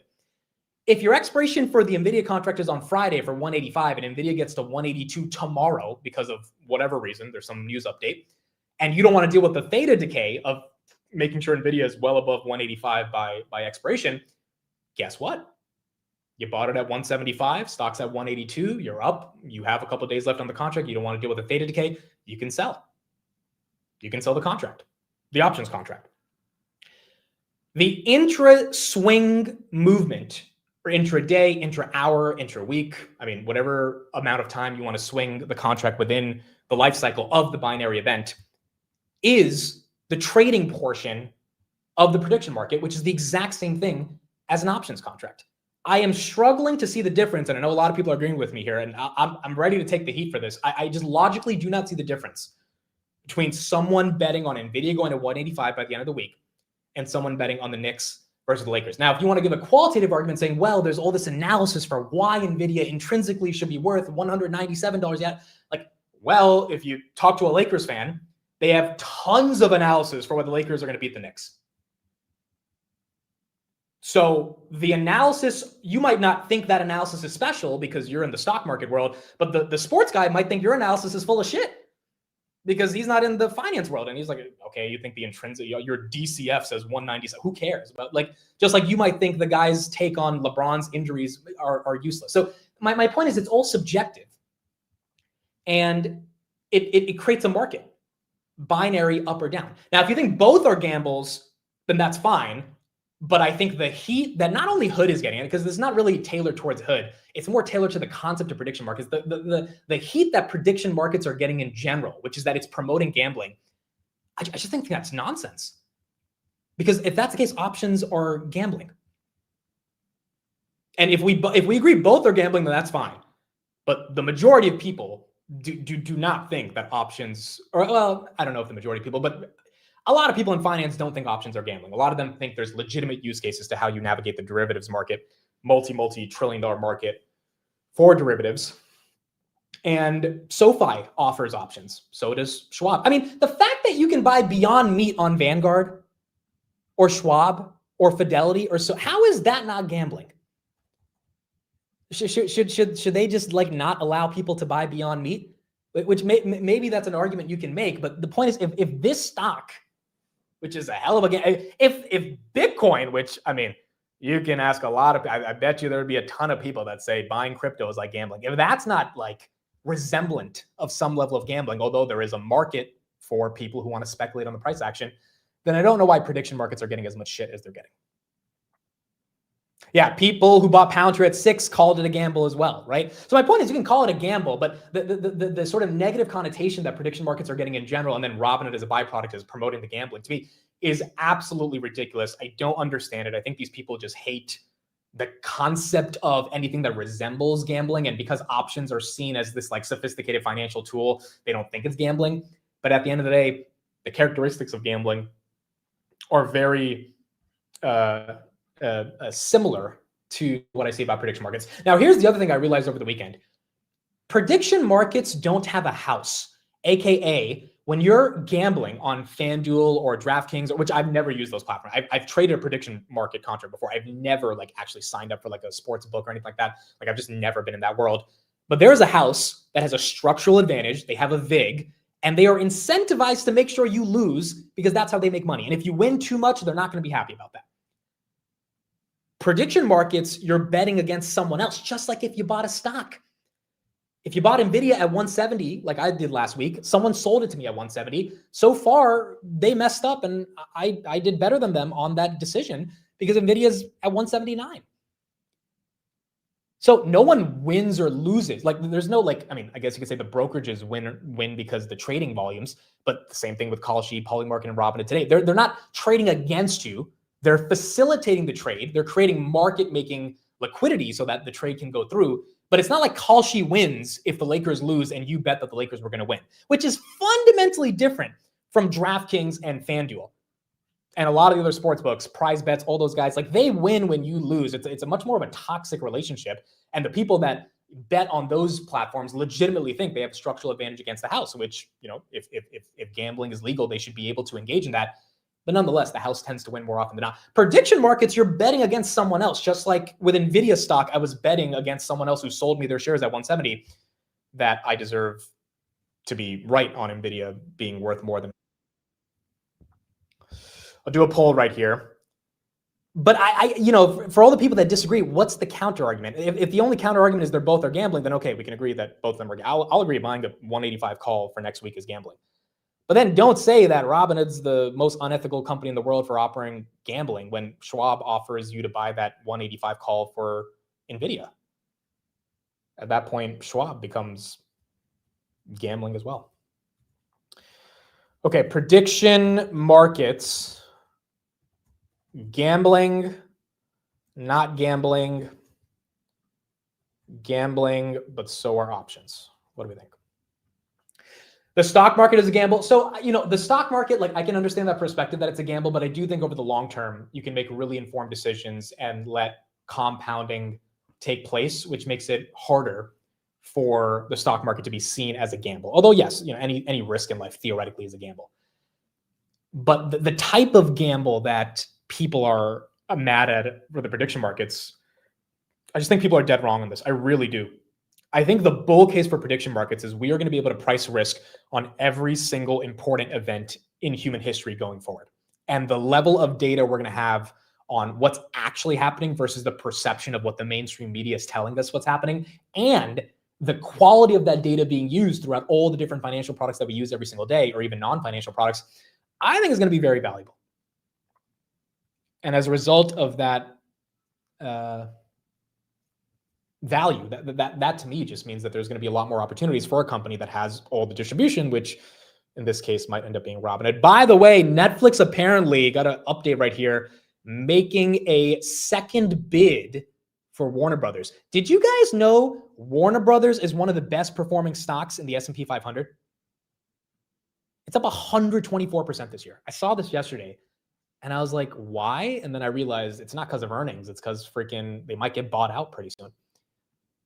So Netflix right here making a second bid. Paramount made the original bid. Netflix up a little bit on the day. I think Netflix should buy them, but I don't know if you want to take on Warner Brothers 70 billion of debt to do it. Now, maybe they don't have to buy everything that Warner Brothers have, so they don't have to take on all the debt, but there is a lot of good content on HBO Max, dude. Like a lot of content. I mean, I watched freaking with my cousin. I didn't know she was such a big Harry Potter fan. We watched The Chamber of Secrets. I think it's the first time I watched it in like 15 years. It's on HBO Max. It's a lot of stuff on HBO Max. I mean, it wouldn't be crazy for them to capture all that content. Amit, what kind of predictions can you make on Hood Only Sports or something like will Powell start the talk with good afternoon? So they don't have the very hyper-specific prediction markets like will Powell cough or not, but they have 1,700 events that are listed right now. So yeah, they have a lot of prediction markets, but it's not just sports. It's a lot of stuff. 41% say gambling, 12% say not gambling, 46% gambling, but so are options. I think that's fair. I think you can say it's gambling, but so are options. But that's the only take that makes sense to me.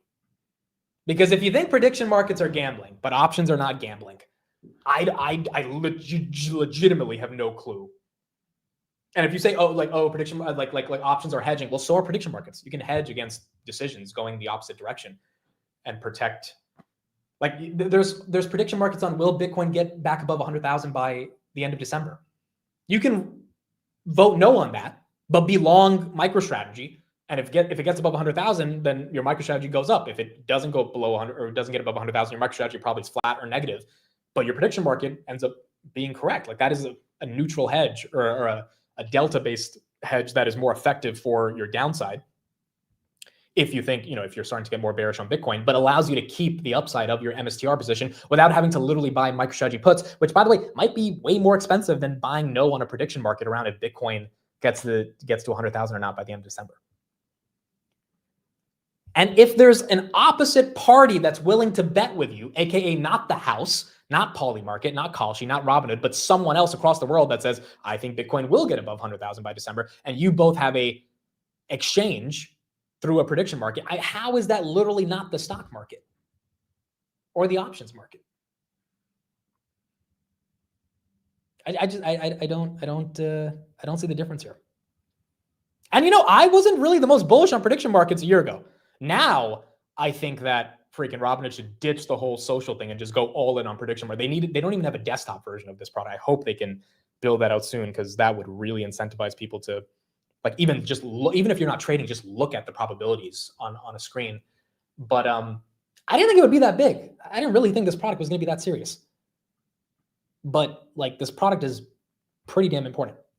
It's not the stock market because the stock market is buying companies. Okay, but like, what happened in November? If you bought Nebius at 140, you bought a company and now you're down a lot. Like, if you bought Open Door at 10 and it went to $4 in November, like, yeah, you bought a company. So congrats, you did something like professional. You bought an equity, you bought an equity stake in a multi-billion-dollar company, but then your equity stake goes down 50%. Like, it kind of feels like gambling at that point. It doesn't really feel like you're meaningfully engaging in the process of something that's so sophisticated that only a important person would spend their time looking into, not a degenerate gambler. When in reality, people who bought Rocket Lab at 70, they got hit pretty hard. And so maybe the argument here is, well, Rocket Lab will one day get back to 70. Sure, but like, at the end of the day, you still took a pretty massive hit. And same thing for a lot of other stocks. So I don't know if we can easily just say the stock market is stocks and prediction market. And by the way, if you're really well experienced in stocks, the stock market feels like paradise, right? Because it feels like you have all this extra alpha and advantage to be able to make trades. If you're a very sophisticated analyst of the NFL, you probably feel you have a way better edge than everyone else who's just throwing up these random predictions because they think the Giants are going to upset the Patriots tonight. It's like, well, if you actually understand the analytics and all this, like, maybe you think the Patriots game, when I looked at the probabilities, I'll pull it up right here, is 75%. And the Giants are like 23% or something. What is it right now? It's 25-75. So if you think you understand the NFL market more than the people betting 25 cents on the Giants, which are 2-10 on the season, by the way, Patriots are 10-2. So obviously that's why the Patriots have the advantage here. This might be a completely mispriced contract. Just like Palantir at 6 or Robinhood at 6 was a mispriced, or Nvidia at 90 after DeepSeek was mispriced. All it is the pricing of assets. In this case, it's not a financial asset, it's an event.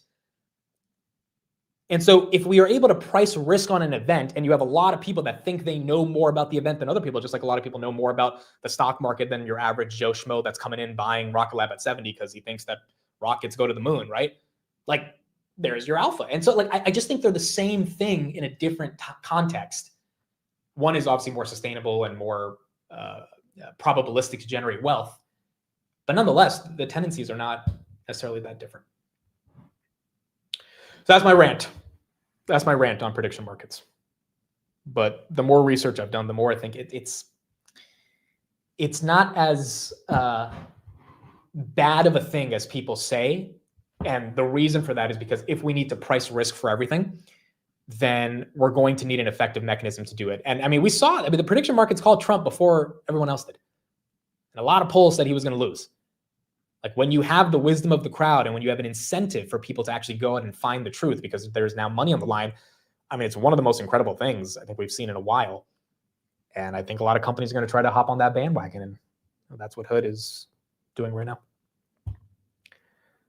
Now, granted, I don't think everyone should just throw their life savings into the Knicks-Lakers game. But the point is the broader essence, the intrinsic value of the prediction market is being seen as net negative, and I don't think that's the case. In fact, I think if you're a diehard Lakers fan, you can make a lot of money betting on the Lakers games because you might just understand the team, whether they're going to win or lose, better than the average person. And so there's a mispriced opportunity in the world that is being distributed through Robinhood, Kalshi, maybe Coinbase eventually, and you can take advantage of that.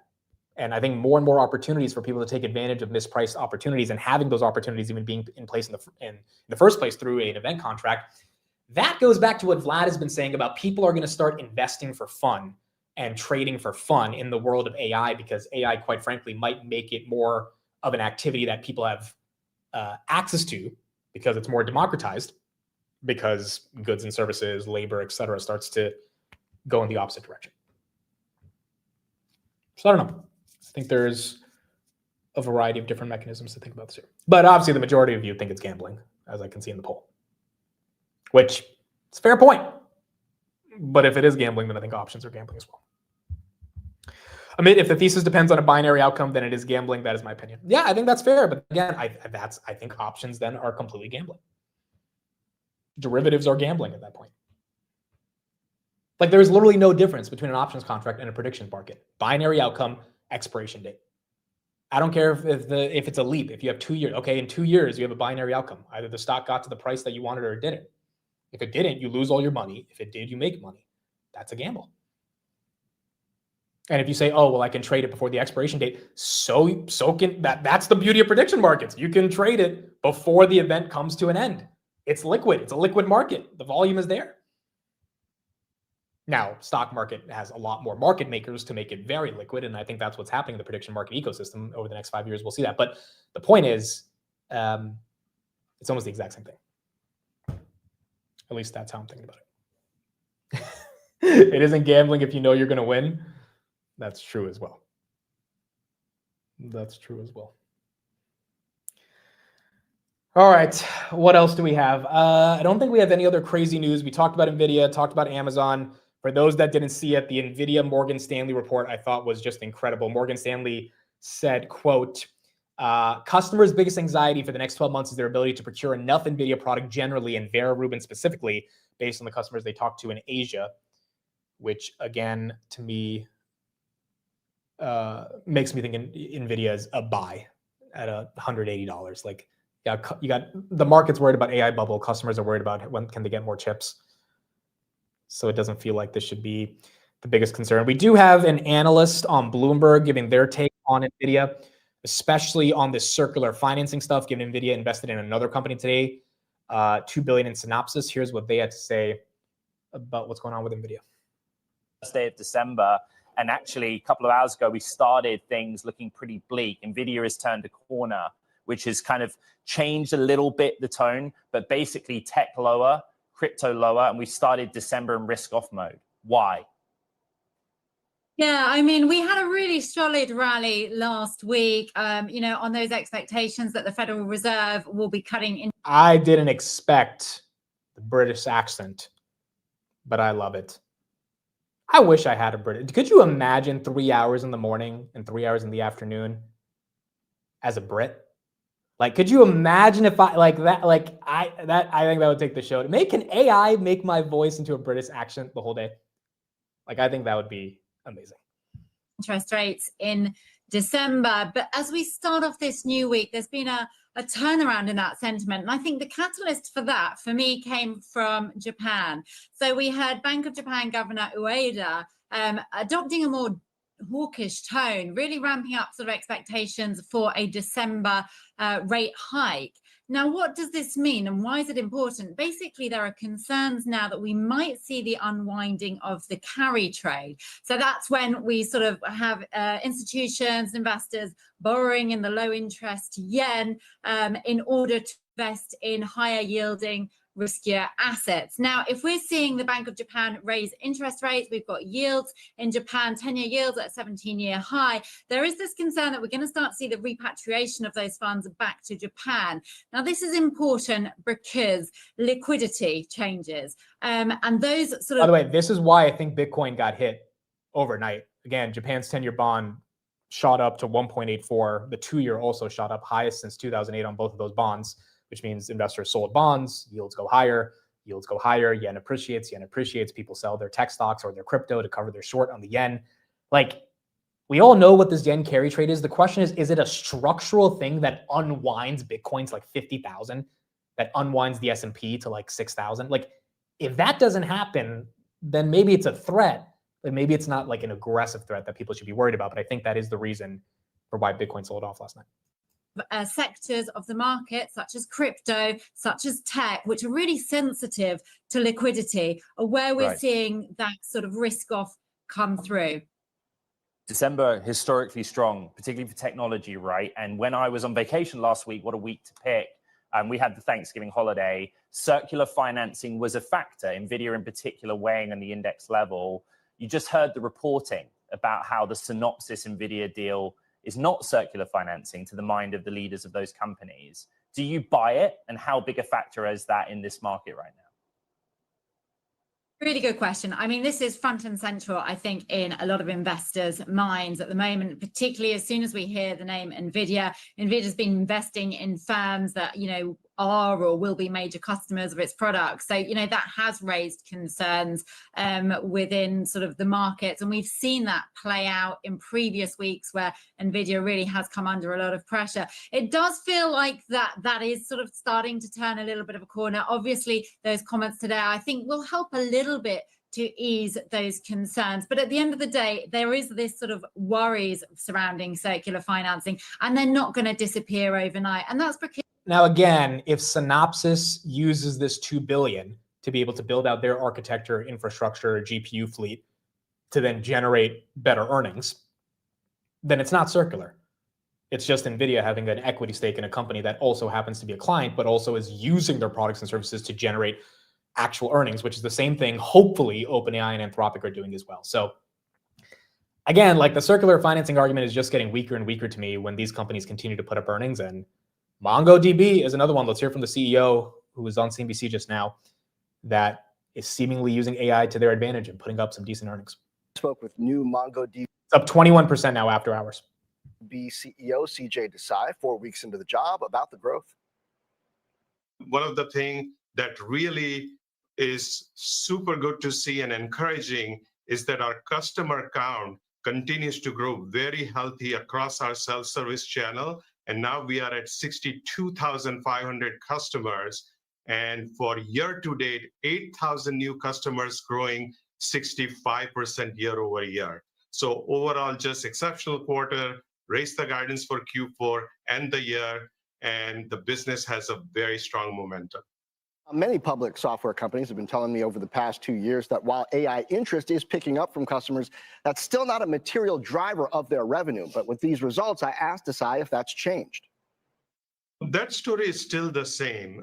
We are still fairly early. Our AI traction is real and the signs are encouraging, but the numbers that they speak for themselves is primarily driven by our strength in core business.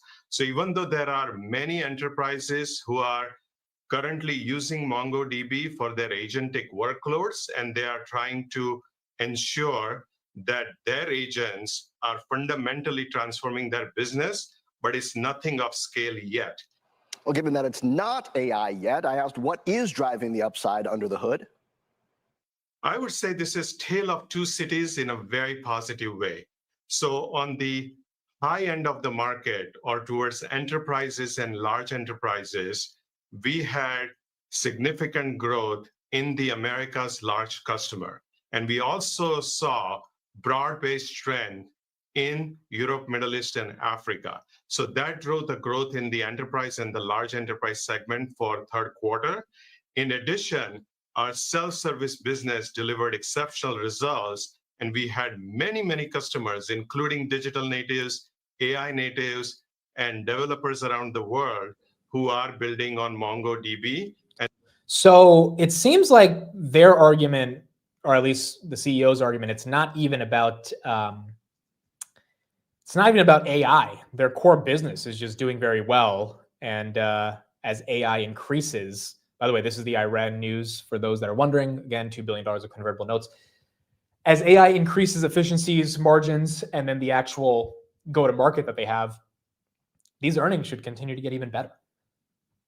So, I mean, that's actually very interesting to hear. I mean, the CEO is saying it's not really AI that propelled our earnings. Our core business is just doing very well, which means there's a lot more upside that can come in outside of the core business narrative, potentially from AI.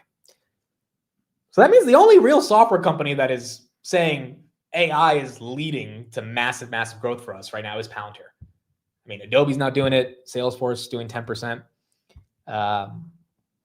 You know, the cybersecurity companies are growing, but they're not growing like Palantir 60%. So you just don't have a lot of SaaS names. I mean, I think that's why Dan Ives removed Salesforce and ServiceNow from their. ServiceNow is growing at like 20%, which is still really good. But and they have said that AI is a big part of why customers are choosing to go with them, as customers want to increase their margins. But realistically, I think it's Palantir. Well, yeah, Snowflake. That's true. Snowflake did put up like what 30% growth last quarter. Wow, ServiceNow down 22% this year. I thought this thing was up more. Snowflake is having a good year. They have earnings. I think they're going to crush earnings. I mean, I don't know what the stock's going to do because the stock is up, but they have started to reverse a lot of the. Wow, Snowflake 60% this year. They have started to reverse a lot of the issues they had in 2024. And so I guess you could say Snowflake is using a lot more AI to generate an ROI. ServiceNow stock split soon. We got Netflix. We need to get Costco and Meta now. We need to get Costco and Meta to do splits. Again, IREN, for those asking, dilution of $2 billion. That's why it's down 6%. I don't think it's that big of a deal. I don't know everything about IREN's unit economics, but I mean, it's a capital-intensive business, and so they're going to need money. So I don't think the street should care too much. ServiceNow does 300% more revenue than Palantir. Okay, that's true, but a lot of companies do more revenue than Palantir. It's about the growth rate. That's what I hold on to. It's like, well, if you look at the growth rate, because like again, like even I've said this so many times. People think I'm just like a permabull on Palantir, which like yes I am, but I've been objective about the valuation. I get that it's hard to say it deserves to be $500 billion. Like I get it, but the one thing that is undeniable is the growth rate on the top and bottom line is just not met by any other software company. And I think there is a world where Palantir can mature in this range, hopefully expand, but even if it matures in this range and grow into the valuation, then it's not going to seem like the craziest valuation in the coming years. And that's also, I mean, again, we've seen this play out with Amazon. We saw this play out with Tesla, even though Tesla's not growing anymore. They got to get back to that growth. But like these stocks have always been quote unquote expensive and overvalued, but they had something special, and you got to believe that Palantir has something special if you're holding on to Palantir here. And you know that's why I think it continues to maintain that premium. There's another AI story that came out as well. This is a new company called Runway. They put out a new video model that's challenging OpenAI Sora and Nano Banana. I've never heard from the CEO before, so let's take a listen to this right now. But they did put up a new model. And once again, a lot of these models, I mean, all these models are doing this based on training on Nvidia GPUs. On the leaderboards, certain of them already have you at the #1 spot, Cristobal. What is it that yours offers versus Sora 2 versus the latest Google offering?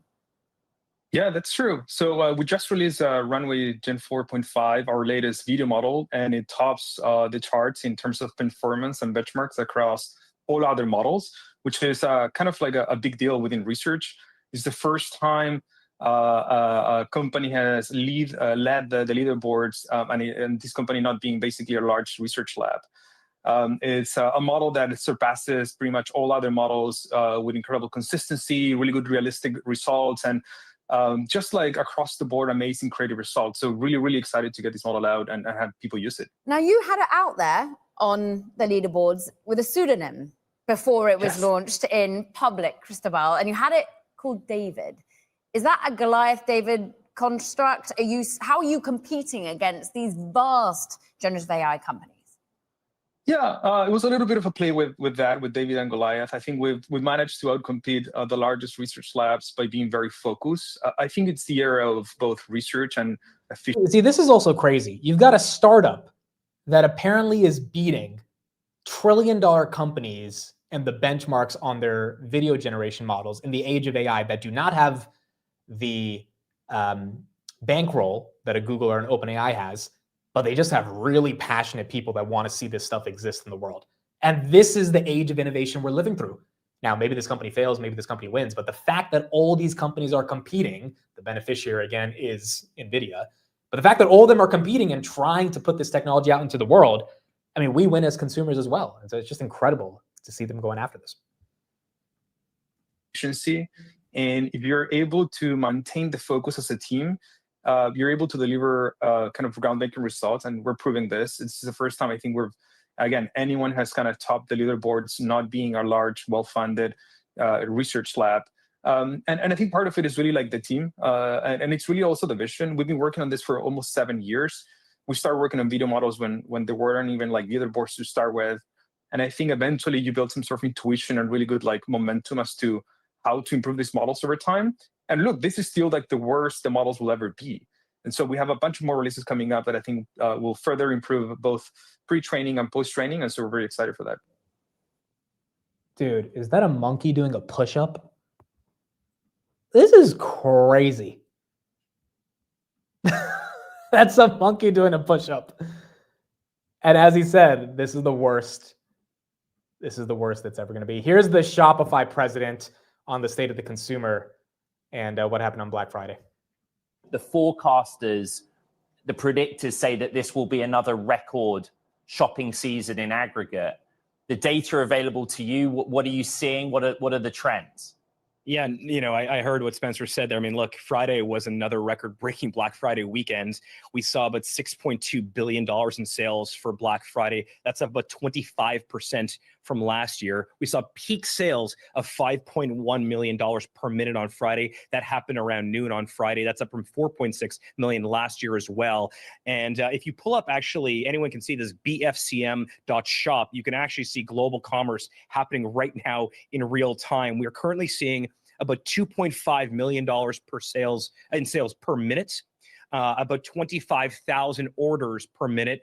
And we've seen just shy of 70 million unique shoppers buy from Shopify stores. So it's certainly shaping up to be another great day, and happy to go into some of the merchants and some of the trends that we're seeing across Shopify.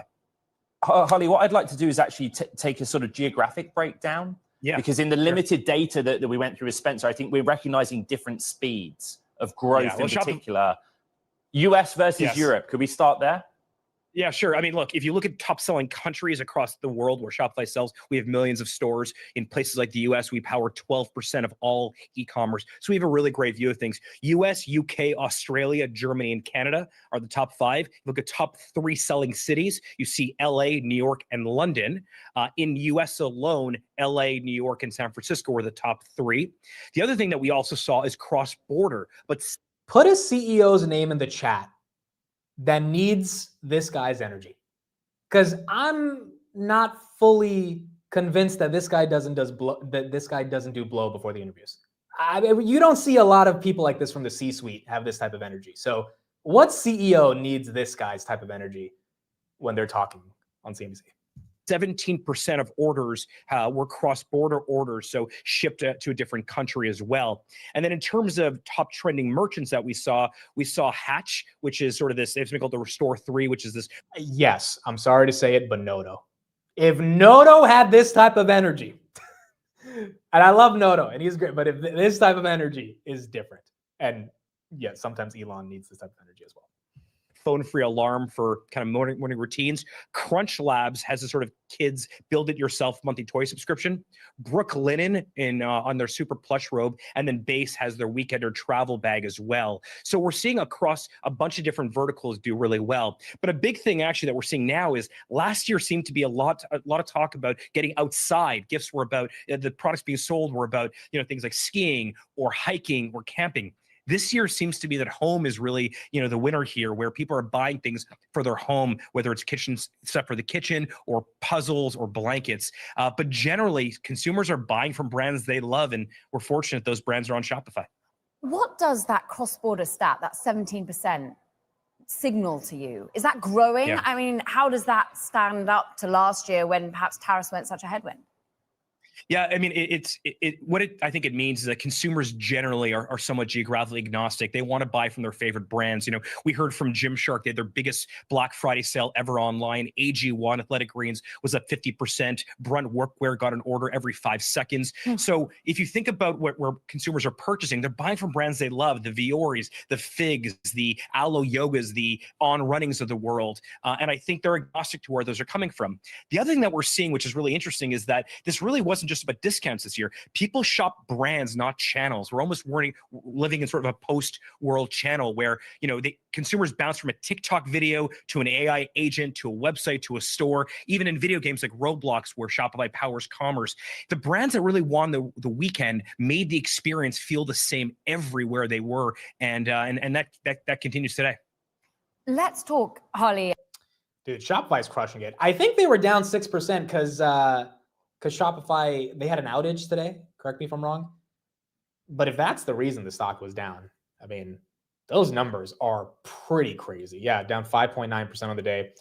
Stock was up a lot for the year, still up a lot. Year to date, 40%. All right, so it went from 45 down to 40. I mean, overall, what it's showing is that either people are putting all this money on their credit card and it's all fake, this 25% year-over-year growth and merchant sales topping 6 billion for the first time. Like it's either all fake, like in terms of the sales are happening, but the sales are being financed by like money that people don't have, or there's disposable income and people are deploying that disposable income in a way that's allowing them to continue propping up this economy. Or you can make an argument that people haven't been spending for the past couple months because they've just been like kind of scared about tariffs, and maybe they're starting to let loose as we get into the holidays. I mean, the most obvious answer here, which, at the end of the day is a bearish point, is that a lot of people are doing this on credit cards. And unfortunately, we've seen credit card delinquencies at their highest in 14 years. Now, we haven't seen the deep ramifications of that yet. In fact, again, like it's a lot of nuance trying to understand this data, because JP Morgan's credit loss provisions came in 400 million less than expected, or sorry, higher than expected, which is a good thing because they put out a lot more money than they actually needed. They put out 3.4 billion. They only needed 3 billion in credit losses. So they were conservative, and it wasn't that bad. And Citigroup, TFC, all these other banks said, we don't think delinquencies are an issue. Now, eventually, delinquencies could be an issue. They're not going to be an issue immediately, but it's something to track. I don't know if it's something that is hyper indicative of the state of the consumer. Midwest says it's just rich people buying. That's fair as well. I mean, obviously, there's a large bifurcation of the economy. Did an entire deep dive on that. I'll leave that in the chat for those that want to read it. And so, yes, there are a lot more people that are spending that potentially are just, they're asset owners and they're spending money. But then again, the level of analytics we've seen on Black Friday across the board from a variety of companies makes me think it's not just people that are doing well, it's everyone who's spending. And now, again, a lot of that might be on credit, but nonetheless, it does seem like more and more people are spending. By the way, first time since 2021, gas, gas, $3 a gallon officially. So Trump is trying to get these gas prices down below 3. As you can see right here in California, it's still $3.20 to $4.50. In Texas, $2.40 to $2.60. I haven't seen $2.40 gas in a long time. I think in New Jersey, it's still closer to like $2.95. But you are seeing that come down. Now, Venezuela complicates things if we actually get into conflict with them. But you are seeing these gas prices continue to come down as oil prices come down, which is net good for inflation. $1.99 in Oklahoma. Wow. Dude, I remember when gas was $1.50 during COVID. That was crazy. When that happened, that was pretty wild. And it was honestly, it was like $2.30 the whole year. But then obviously COVID took away all the demand and it came back down. I don't know if we ever get back to that level, but below 3 would be good.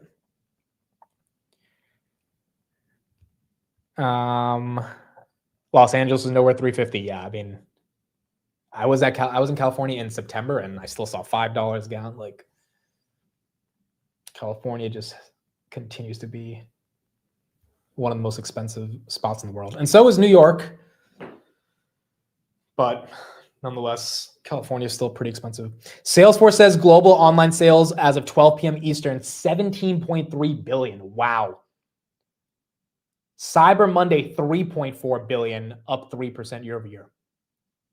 And that's just on Salesforce analytics. Amazon hasn't come out yet, and then Shopify will have their own data tomorrow. Or not tomorrow, but hopefully tomorrow. I mean, they give out the data pretty quick. But after Cyber Monday. Tennessee, 255. More like $5 in the Bay Area. Yeah, dude, the Bay is expensive. The Bay is just ridiculously expensive. Not if you drive a Beamer. I'm still paying north of $350 in Jersey. That's what you get for having a Beamer. But the trade-off is, you get to have a Beamer, which isn't the worst thing. We do have some Apple headline right here. Wow. AI chief stepping down at Apple. Of 2026, Amar Subramania, Microsoft's corporate VP of AI, is joining Apple as VP of AI, reporting to Craig Federighi, while Jan Andrea's organization will shift to other senior executives. Apple says that Jan Andrea is retiring. Some might say it's after a string of AI misses for Apple with no real AI strategy. I'm not sure how you interpret this, Karen. Same. Because of the misses. Right. Yeah. I guess there's that. Also, I mean, clearly they've taken a very different approach to how to spend or not spend on AI, which in the end might prove to be the right course. Maybe she got a raise. I mean, the stock did better than 200 to 280 since August on Apple. The stock everybody hates, and that's really the story. I mean, nobody wants to own it. Nobody feels there's AI in there. That's the reason you're buying it. Well, maybe now with Microsoft's AI guy going to Apple, there should be more AI in it, and it might juice the stock even more. I don't know. Yeah, I mean, ultimately, I think with Apple, it's not easy to buy the valuation. It is easy to buy the, call it the install base and all the dynamics around AI, that the Google dynamic. If Google is winning in their core search, that's good signs for Apple to me. The winners are now the people that are not spending, and Apple is close to an all-time high. Isn't that crazy? Apple all-time high today. But the reason they're getting there is because the market doesn't like CapEx anymore. It's like in 2023, if you were spending on CapEx, the market was like double it, triple it, quadruple it, more CapEx. We'll take your stock higher. Now it's like, well, we don't really know what you're doing with this CapEx. Although the CapEx is still incredibly important, but the reason Meta is discounted so much is because the market's like, we're not so sure if we're going to give you a premium if you keep spending. It is. So Tim, Karen, and Steve have all been talking about this for sure. I don't know if that means we're further along in the potential CEO choice. Succession. Right. Yeah. Succession If he's plan. been passed over and so therefore is leaving. Yeah. What about Heat Miser? And for Apple CEO. That's kind of crazy. Apple year to date has a better return than Meta. 16% is Apple. Meta and Amazon don't add up to 16%. Meta year to date is now basically red. No, 6% after the latest bump. And Amazon is barely 5%, right? Amazon is 6%. All right, so 12%. Dude, I really think we're going to talk a lot more about 2026 planning as we get into the end of the year. I really think the Mag 7 play is Amazon, Meta, and Nvidia for next year. Now, again, if you own Google, I don't think it's a sell. I don't know if it's the easiest buy at 300. It probably still does really good next year. But if we're purely looking at multiples, Meta, Amazon, and Nvidia. And I know Microsoft's in that conversation, but Microsoft multiple is still a bit elevated from those three. Amazon's my favorite. I have Nvidia, and I bought Meta. Do not have a massive position on Meta. I still would like to know a little bit more about how their CapEx is going. But, you know, Meta is eventually going to get back to $700-800. Like, this is not going to be stuck at $650 forever. So maybe that's the play for 26.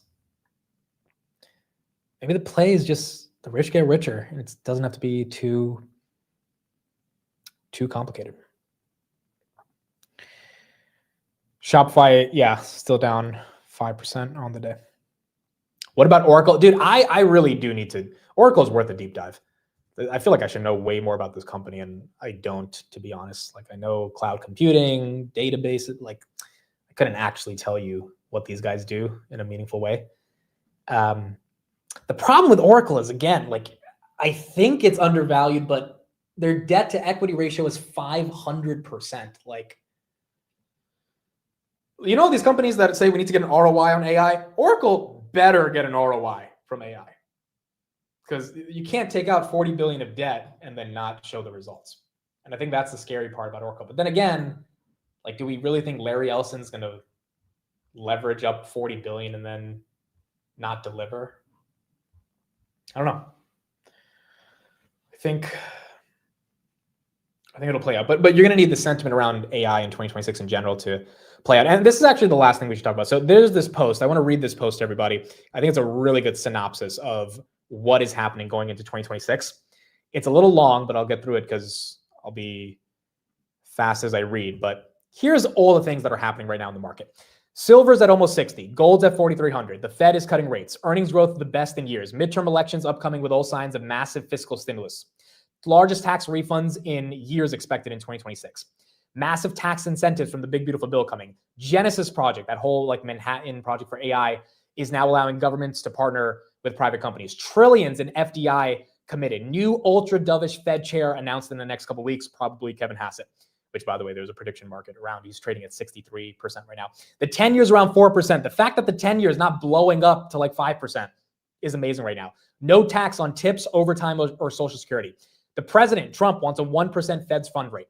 Largest developed economies outside the US, Germany and Japan, ready to embark on a massive fiscal spend. Japan already did it by printing $120 billion. Central banks across the world are cutting rates. Also, they're buying gold. Stock market has become the de facto Ponzi pension plan for the US. It cannot collapse. He's 1,000% right about that. Like, stock market collapses, everything collapses, and Trump knows that. Debt to GDP levels in most developed nations essentially guarantee that all steps will be taken to avoid recession and lower tax receipts that would entail. AI advancements in science, biotech, robotics, and other areas potentially ready to unleash new productivity miracles. S&P margins are out of this world. He's right about that, which is why we're trading at 22 times forward. The Treasury is openly advocating for a weaker dollar, bullish Bitcoin. China's economy is in debt, and they're getting ready for more stimulus. U.S. fiscal deficits running close to $2 trillion, which means, guess what? We got to grow out of that. This is kind of Elon's argument about AI and robotics being the only way to deal with the deficit issue. The wealthiest generation in human history has been and will continue to spend like crazy regardless of the employment picture. If you're getting close to retirement and you've generated a nest egg over the past 40, 50 years, not only are you going to pass that down to your children, but you're also probably going to spend that money, which, you know, is not contingent on necessarily having a job. Consumer spending is up, best Black Friday ever, first 1 trillion Christmas spending season expected. Global equity markets having their best year in decades. In fact, the United States is the worst performing market across the entire world. But yes, it is harder to afford a new house than it used to be, and PEs are a bit elevated, so I guess I'll short the market. I mean, again, when you hear all of those arguments, and the other thing that he didn't mention is that the net inflows for US ETFs is topping 1.2 trillion this year. Like, but PEs are up a little bit and houses have become more expensive. So I'm going to go short. I don't know. Is that the best argument? Or is that an argument of someone who just call a top and get all the credit for calling a top? Dan Ives on CNBC. Let's go to him and then we'll be done for the day. Here is Mr. Dan Ives. Big tech. If I think about like big tech in the AI trade, that's probably going to be up anywhere from 20 to 25%. But I think it's really the AI revolution stocks. What I view as sort of the winners, up 20% in a minimum. Look, it's my view. This is just starting the next stage of the AI revolution. I mean, all of our checks are showing, even in the last 3-4 weeks, about 20-25% of deals are actually accelerated from the hyperscalers. So that's why I view it from software to cybersecurity, the infrastructure.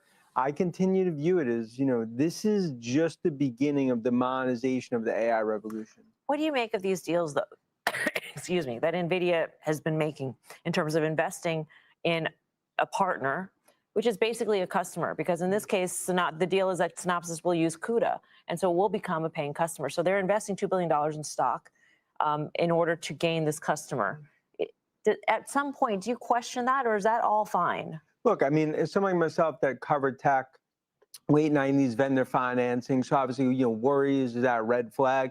Look, I view it as this is an AI arms race in terms of everything that's playing out. So for NVIDIA, for OpenAI, for what we see AMD and others, like they're putting stakes in the ground. I view it as for every dollar they spend, they're getting back $8 to $10. Now, in the near term, there could be questions until it plays out. But I think we're going to look out 2, 3, 4 years at these deals.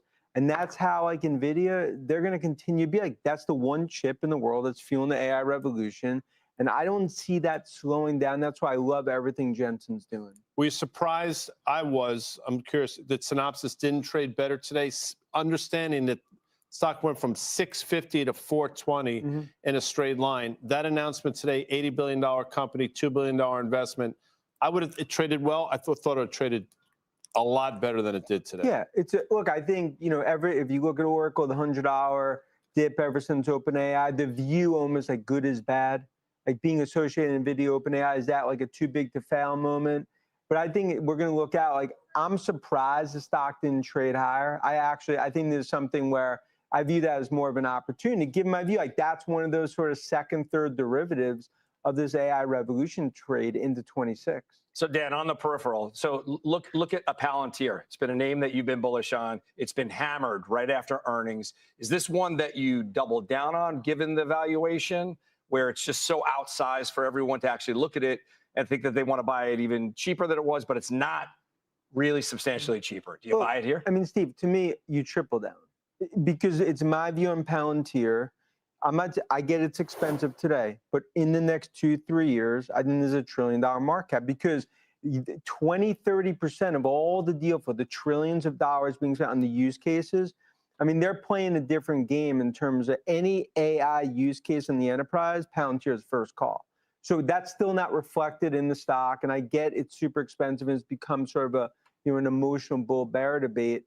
But I think there's a stock that, we've talked about 200, 225, 250 in terms of my view where it goes. Dan, great having you here, especially so we can see the full Technicolor.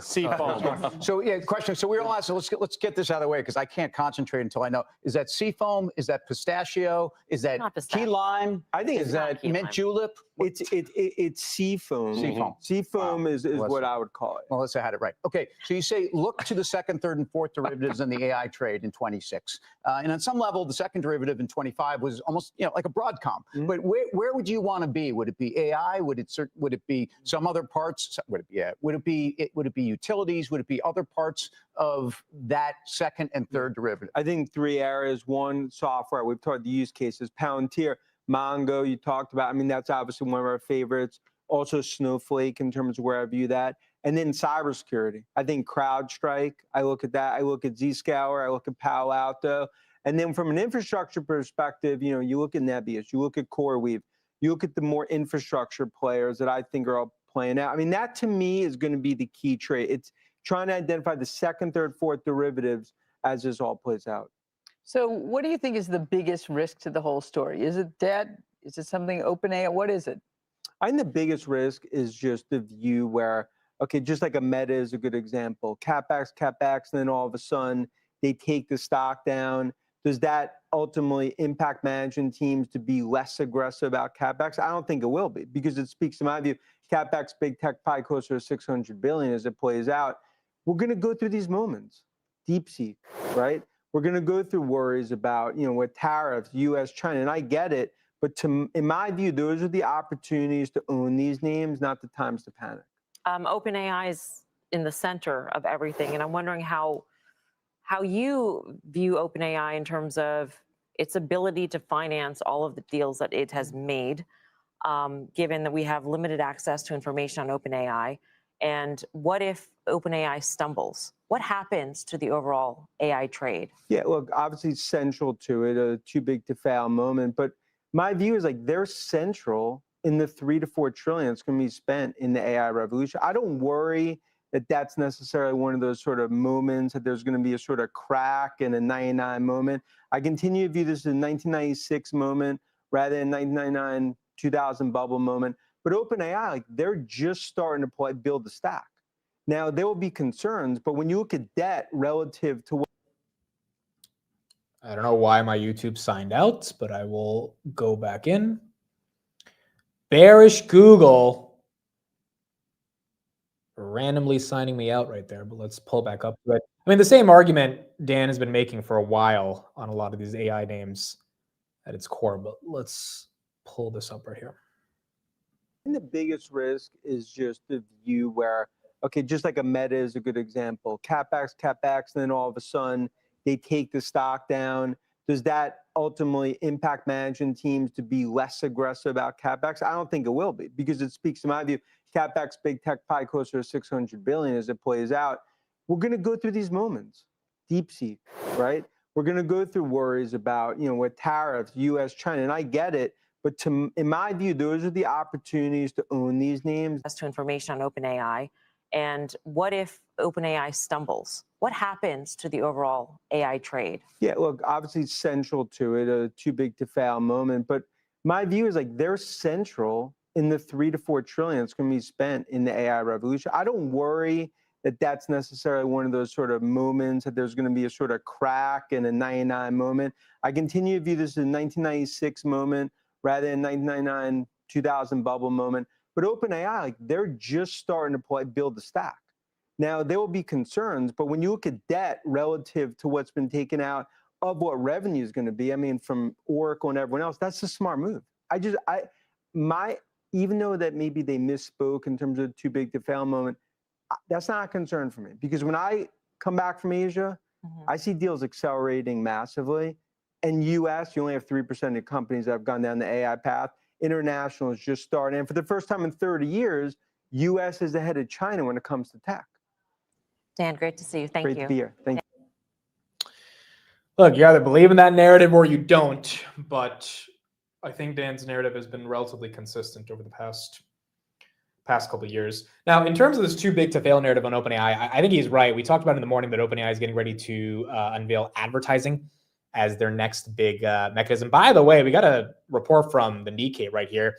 Japan, in attempt to continue stimulus, flat crypto tax 20%. Previously, it was 55% at the highest level, which I think is the same in the United States. I mean, whatever capital gain you have, it could be progressively taxed up to your highest bracket. So we don't have a flat capital gains tax on anything here, but Japan looking to apply that to crypto. That actually, I mean, one could say it's bearish because then people are going to sell because they know they don't have to pay that many in taxes, but it could also incentivize a lot of people to, get into the game and start buying more. So it makes sense given the stimulus package that Japan is doing this. But yeah, in terms of OpenAI, advertising is going to be their next kind of big mechanism of growth. And they're going to have to win when it comes to ads. They're going to have to really show that ads are a real mechanism for them to generate growth. Now, the enterprise business is the other big thing that a lot of people have been thinking about. And the CFO said it's growing up like 9x year over year. But advertising is the next really big one. And if they can't effectively advertise, people are going to have to pay for the product, and most of the world is not going to dish out that much money. But if they do, then, I mean, you've got a lot more momentum in the advertising ecosystem coming for OpenAI. Now, granted, it's hard to say Google's not going to win that game because Google's been doing ads for a long time. But it might be the next big thing that OpenAI needs to make some money. So that's what we got. Any thoughts on American Eagles earnings? American Eagles earnings tomorrow. He tripped me up with the S on the Eagles. I was like, this is a football team? No. I don't know, dude. I don't know why Urban Outfitters was up 30% last week. So, I mean, I would be bullish American Eagle, not only just because of Urban Outfitters, but also Sydney Sweeney. I mean, that should be an earnings catalyst for them in terms of revenue growth. But like Abercrombie, Best Buy, Kohl's, Burlington, people are shopping. So I guess Q3 should be good for them. I mean, like I know nothing about them other than people are starting to spend more money on clothes, or at least that's what we've seen in Q3. And if that's the case, then that's bullish. Someone says Robinhood's releasing ISAs in the UK. Is that confirmed? Did they actually announce that? That would actually be pretty freaking bullish, dude. People in the UK have been waiting for these ISAs. It's basically like a retirement tax advantage account, right? It's like a Roth IRA. Wow, they're doing it. They're doing it. Let's go. All right. For all my Brits, you can now have your retirement on Hoodie. Join the ISA waitlist today. Open yours and have a chance to be one of 5 people to get £20,000. Wow. All right, so they're giving away £100,000 to 5 people for the ISA. That's actually bigger news than the prediction market stuff was big news, but this thing is what people have been waiting. A lot of people have told me they're not leaving their current platform in the UK because of no ISA. So that should be pretty bullish. I'm not going to be streaming Powell tonight. Guys, I really don't think he's going to say anything that matters. Like, I don't think he's allowed to say anything that matters 9 days before the meeting. I'm already 20,000 pounds after Thanksgiving. Dude, Thanksgiving was great. My diet starts today. But last week, we freaking ate some food, bro. We ate some food. But no, this is bullish. Yeah, I don't think Powell's going to say anything, guys. I don't think it's worth streaming him. I mean, I'll cover whatever he says if he says anything important, but he's going to be making sure he doesn't say anything crazy. Yeah, I really doubt he's going to be talking about monetary policy. So, yeah, I don't think it'll be anything too crazy. Now, if he happens to say anything, we'll see what the market says, but I don't think we'll get too much out of him. Again, if we don't get a rate cut, things are going to get ugly. But Jay Powell does not like being a Fed chair that surprises the market. The only time we had a surprise was earlier this year. No, it was September 2024, right? No, was it September? When was the rate cut where everyone was wondering there was a legit chance it could be 50? And then my final prediction, I remember that day, I said 25, but my gut said 50. But I said I wanted to be more. My gut said 50 because I felt like he was going to juice it up before the election. It was before the election, right? I think it was September.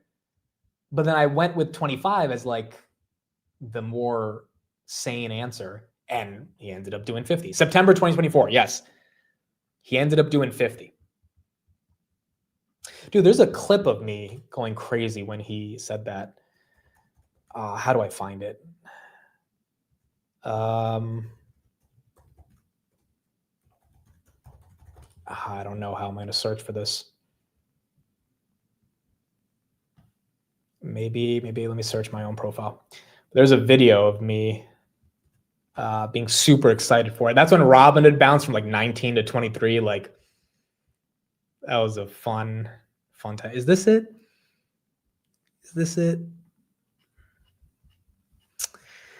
Dude, what if oh, I found it. I found it, baby. There we go. Okay, here it is. This was a big day for all of us that needed our bags to pump at the end of 2024. What's the answer? I'm looking at the same screen you guys are. Oh my God. Is it 5? Is it 5? If it's fucking 5 and they did 50. If it's 5, S&P's up 565. What is it? They're waiting. Is it? It's 50! It's 50! They did 50! Oh my God! They did 50! Holy shit! Robinhood's 23.16. SoFi's 836. Him 1655. Bitcoin's at 60,000. They did 50.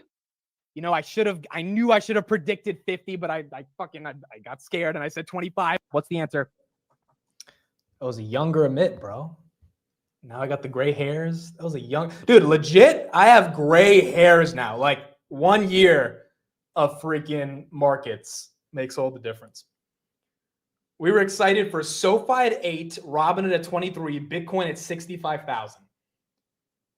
Which is why we got to be blessed. SoFi's at 30, Robinhood's at 120, Bitcoin's at 85, and it got to 126. Like we got to still value how much has happened, even if we're not at massive all-time highs. Derek says, seems like yesterday. Dude, that day, because again, you guys, I was holding a lot of options on, like I needed $25. It's not about gambling. I needed my strike at $25. I really needed it to be above 25.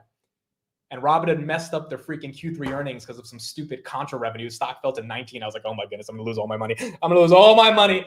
And then J-Powell came in, gave us 50. And then Trump won. And then boom. We got our $25. That was a big one. So now I don't think it's as serious now. We just need a cut. We don't need 50. Honestly, we don't even need 25. We just need like some cut. It's not going to be less than 25. But as long as he's not pausing, because that's just going to make the entire market feel that this Fed has no idea what's happening in the real economy, where regular people are struggling heavily with interest rates. As long as the Fed gives some indication that they understand the labor market matters more than inflation, I think the market will be happy. So we're going to need those cuts. All right, I think that's it for me, guys. I'll be back tomorrow. We'll have a daily recap in a little bit.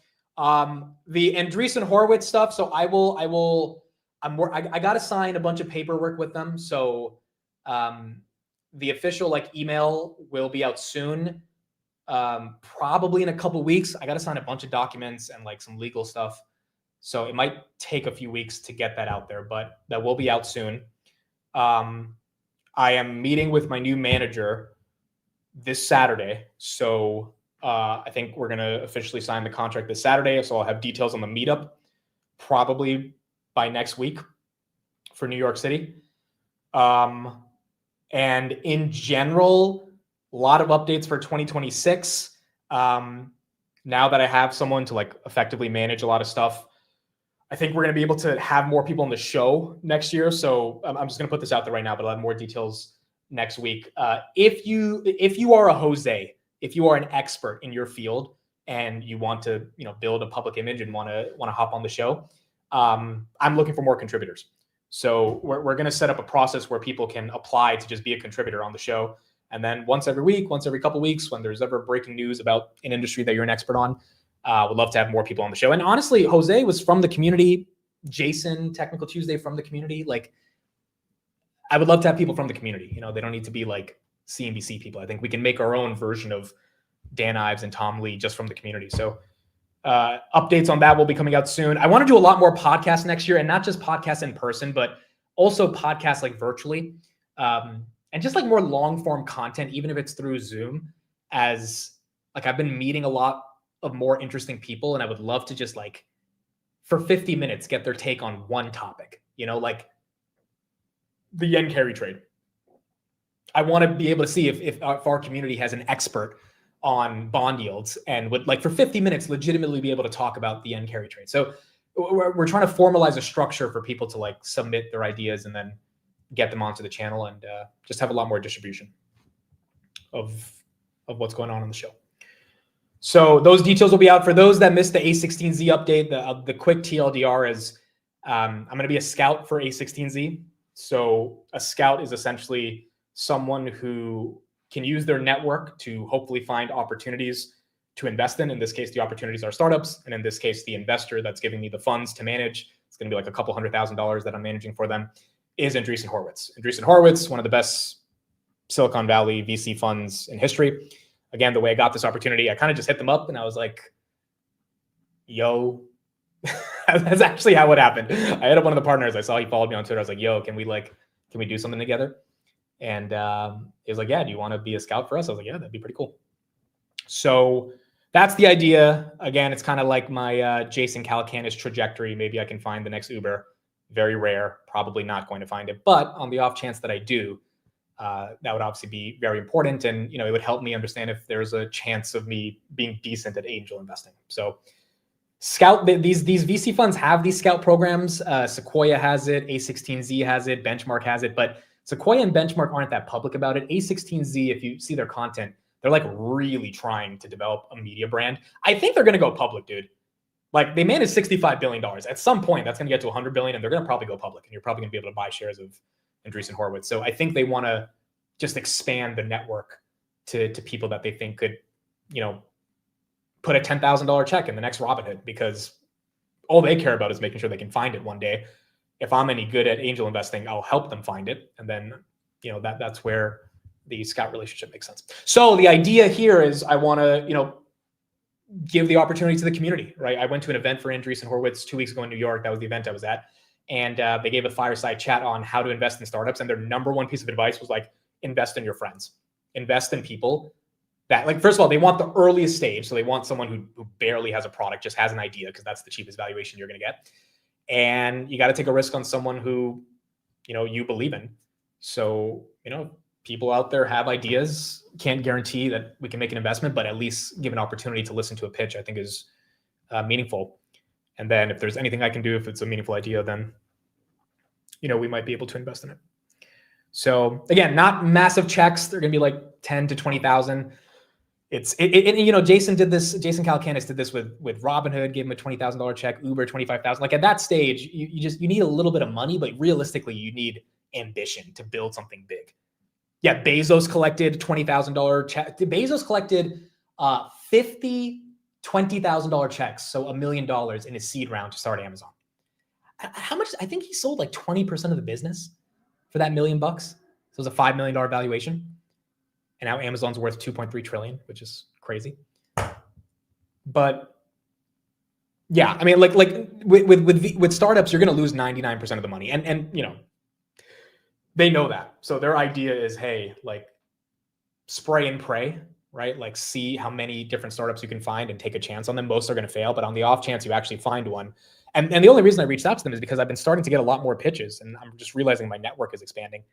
And if I had some institutional capital behind me to deploy, then maybe that, who knows, maybe that could lead to finding the next Uber. It's going to be really freaking hard to do that. But if you do, then that could be life-changing. So that is the idea. Then he says, Amit, I'll DM you my idea when it's time. We'll be rich or broke in no time. So we'll have a public email. We'll have a public email that anyone from the community can message me and can send an email with their idea. I already talked to a couple of you guys through DMs on Twitter. A couple of you guys are building some really cool stuff. And so, whatever I can do to help, I think it would be pretty cool.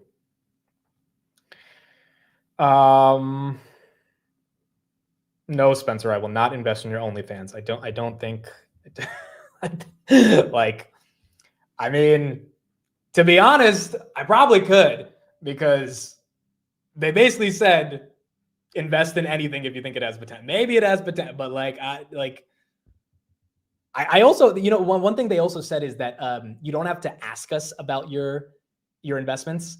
Like, I was kind of shocked. They were like, we don't really care what you invest in. Like, if you have any questions, you can ask us, but we trust you enough to just invest in anything.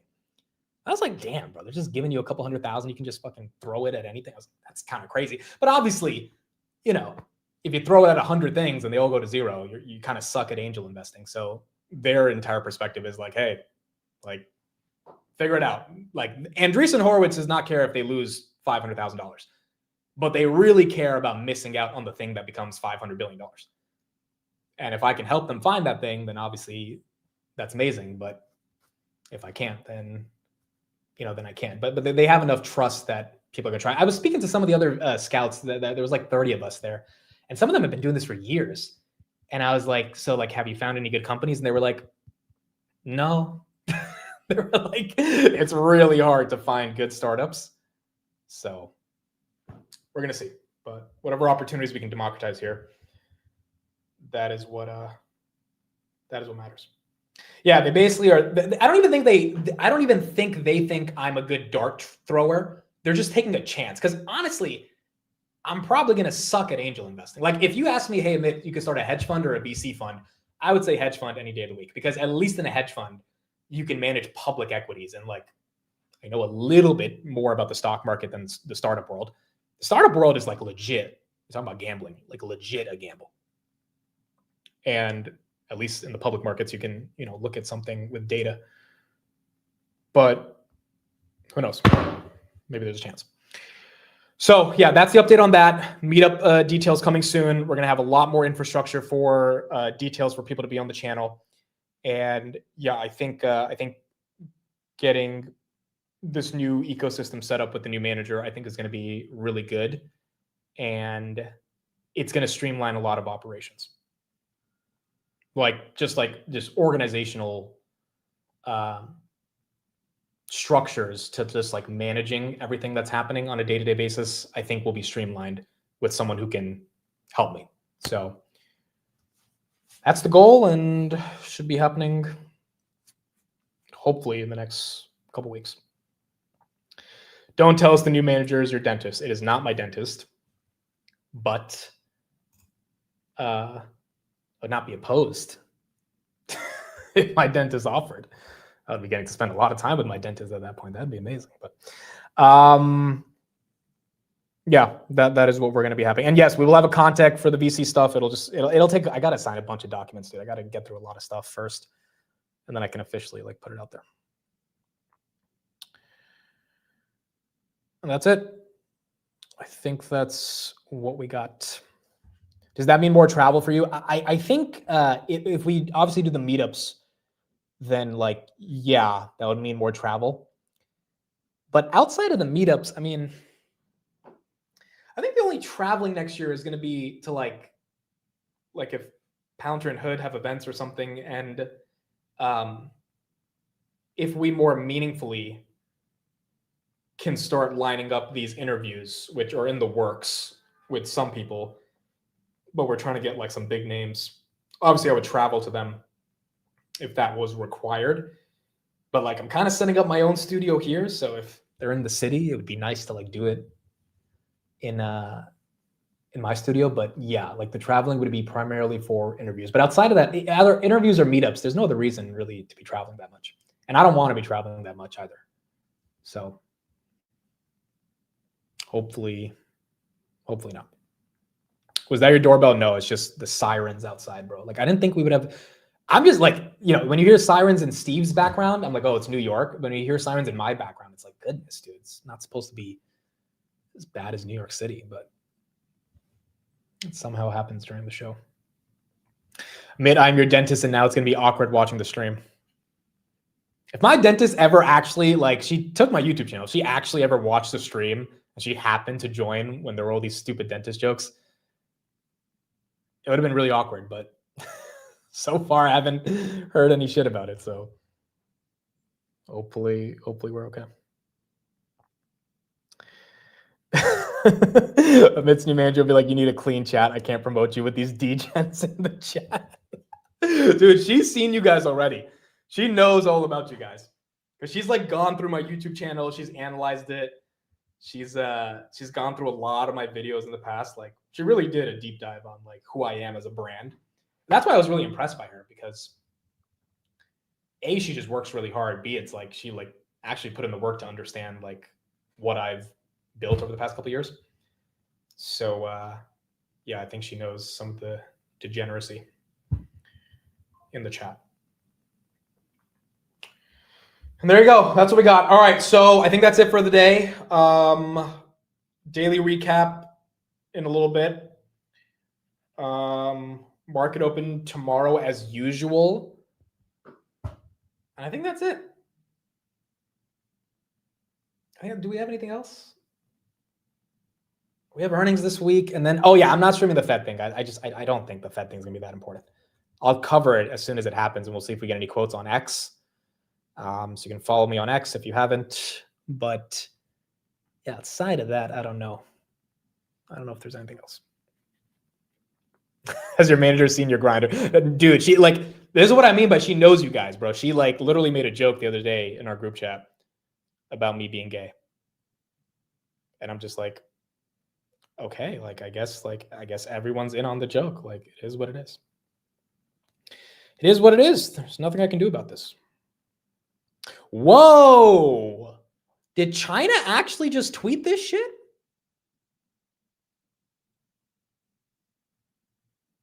No, China didn't tweet this. What joke? You guys are funny.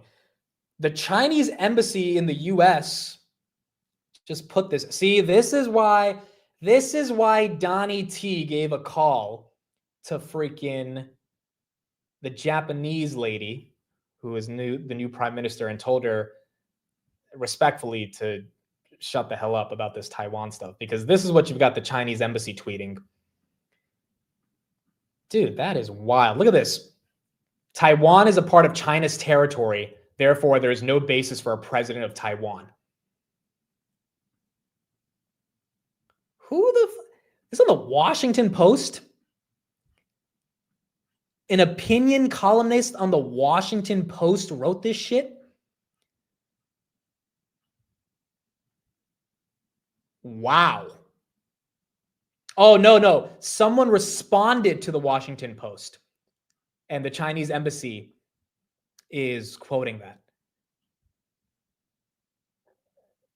Okay, so someone wrote an op-ed on Taiwan, and that person is responding to it. No. I'm saying it wrong. I'm sorry. So this guy, Liu Penggu, I'm butchering his name, but I'm sorry. Liu Penggu is the spokesperson of the Chinese embassy in the United States, and he wrote an op-ed for the Washington Post. And it's an opinion column, and the title is "There is no president of Taiwan." See, this is why we cannot be stirring up the pot when it comes to Taiwan and China. These guys attack Taiwan, we can kiss the stock market goodbye. Maybe Pouncer actually is the only thing that holds up, but we're done. We're done. I think that's why Donnie T told Japan to chill out with that shit, because that would not be the best thing in the world. Yeah, I definitely said his name wrong. It sounds like Liu Penggu. That's what it looks like. Liu Penggu. I'm definitely saying it wrong, but someone said Lil Penguin. No, it's not Lil Penguin. I don't think it is, but let me ask Google. How do you say this shit? Let's ask Gemini how to pronounce.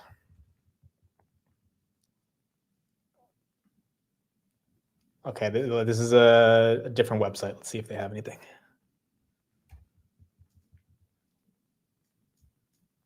Unlock pronunciation by watching a short ad. How long is this ad? 15 seconds. Okay. We're going to have to wait 15 seconds to see what this sounds like. See, Gemini should do this already. Gemini should be, I know it's not a common thing to pronounce, but Gemini should be able to just have something that immediately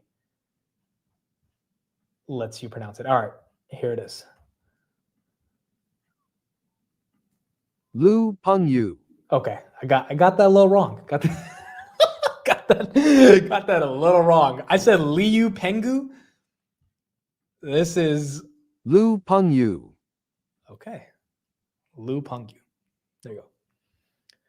Would ChatGPT have done it? Hold on. Let me see.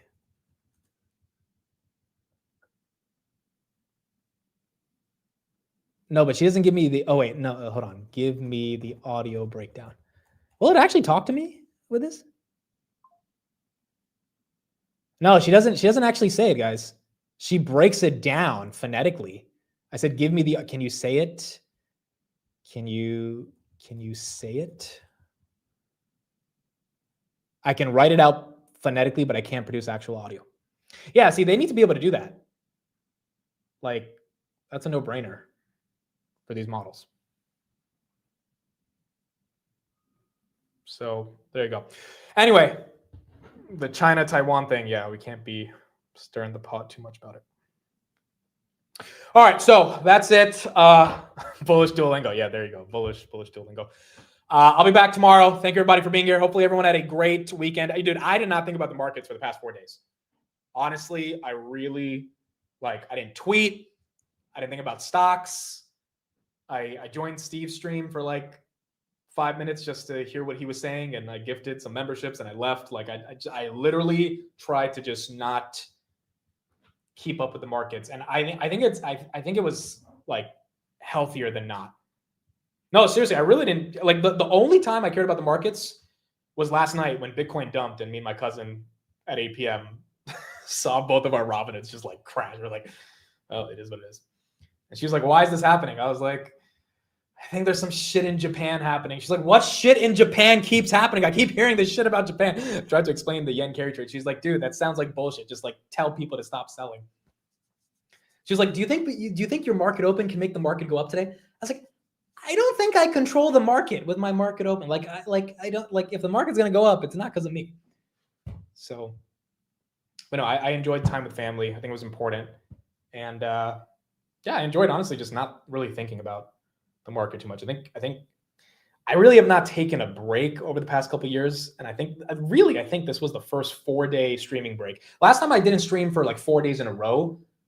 Honestly, I don't remember that, but if it was a few days in a row, it's because I was traveling, so it wasn't really a break.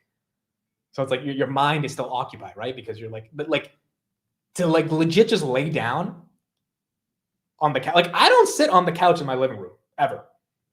I laid down on the couch with my cousin and my sister for the first time in months. Okay, I don't sit on the couch because I don't sit back and watch TV. Or if I do, it's very rare for maybe 5-10 minutes. So it was nice to kind of just chill out a little bit. And I hope everyone else got to do that as well. Yes, you had steak. For those that didn't see it in the morning,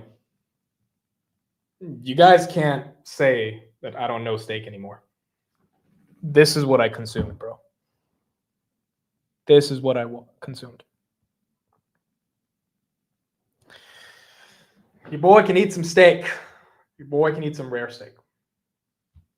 We watched Harry Potter, The Chamber of Secrets. What else did we watch? We watched a bunch of How I Met Your Mother episodes. Underrated show. Truly underrated show. What else did we watch? Oh, dude, my sister made us watch this stupid freaking show, All Her Fault. It's about this kid that gets abducted, and it's really dramatic, and we couldn't even get through it, dude. I was like, why are we watching this shit? Oh, we watched Wolf of Wall Street again. The whole thing, 3 hours. I told Steve over the weekend, after watching it for the 10th time, amazing movie. Problem is, it's too long. And I legit, I honestly wasn't on my phone the whole time. I was actually watching it again. There were some scenes that you just didn't need. That was a 3-hour movie. It could have been 2 hours and 30 minutes. It did not need an extra 30 minutes. So as much as I love the movie, it really, at some point I was just dude, this is getting kind of stupid. These scenes are not necessary. Yeah, the drug scenes were too long. It's they had way too much shit there. And then what else did we watch? I think that's it.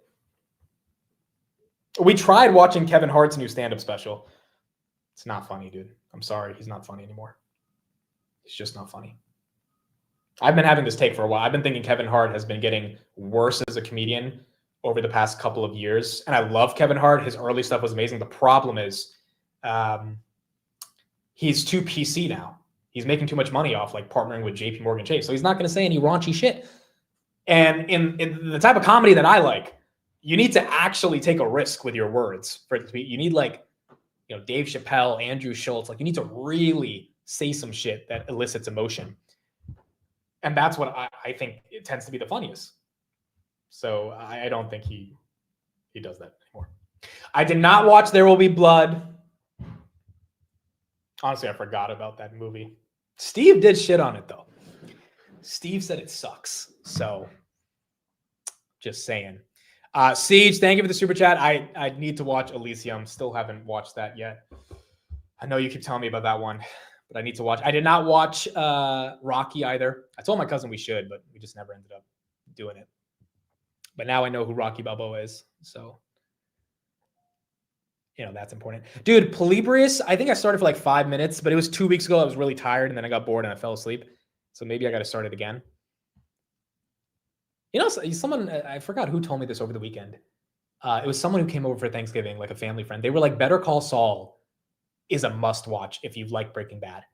And I just can't get around it, dude. Like I can't get around actually getting into that show, but maybe that's something I need to do. Yeah, Patrice O'Neal, top 10 comedian. I think you got to put him in there. Top 10 all time.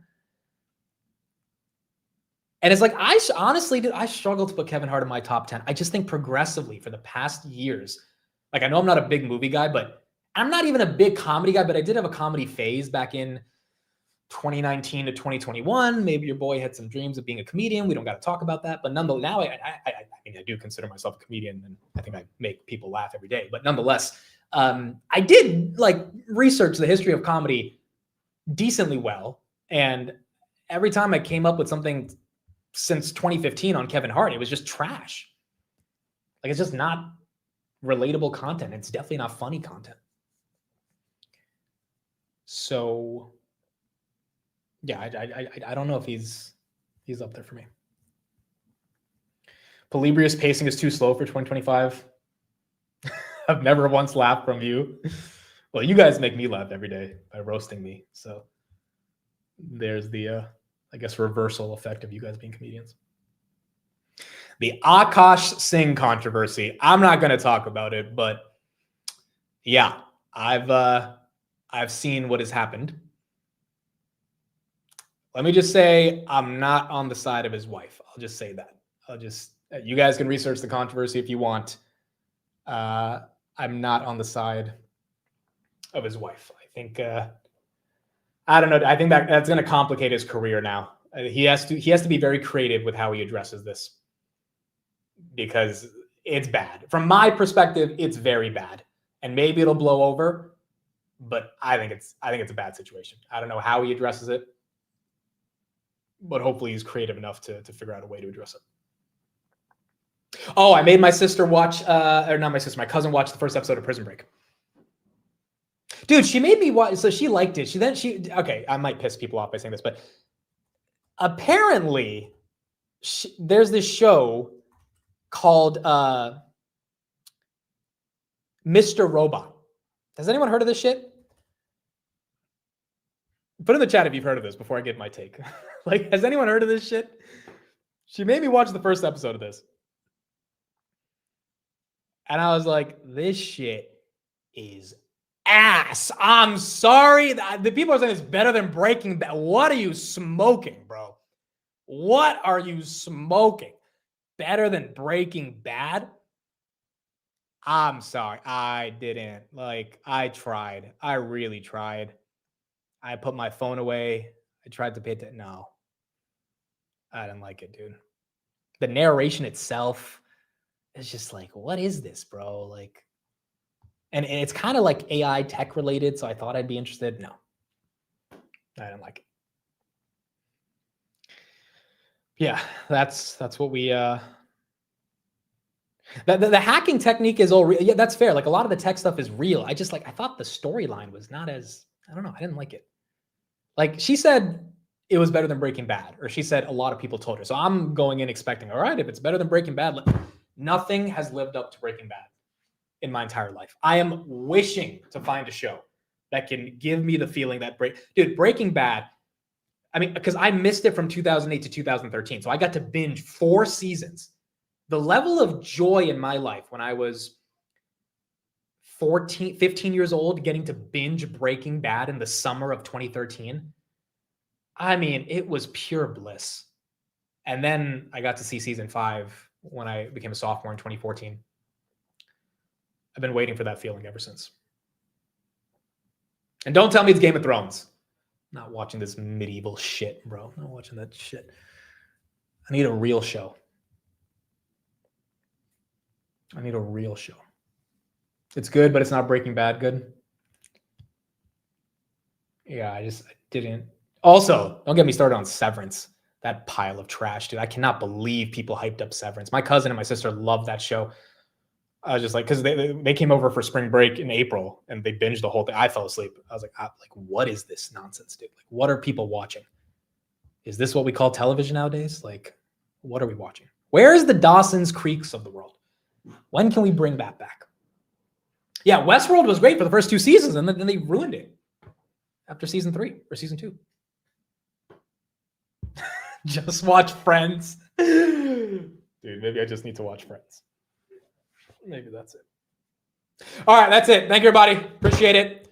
I think I missed everyone so much. That's why I stayed longer today. Thank you all for being here. Daily recap in a couple hours, and tomorrow we'll be live again. I don't think JPal's going to say anything too important today. If he does, I'll tweet about it. So we'll see in about an hour 30 what he says, and then we'll keep going tomorrow on the market open. All right. Thank you, everybody. Appreciate it. I will see you guys tomorrow morning. Bye, everybody. Have a good one.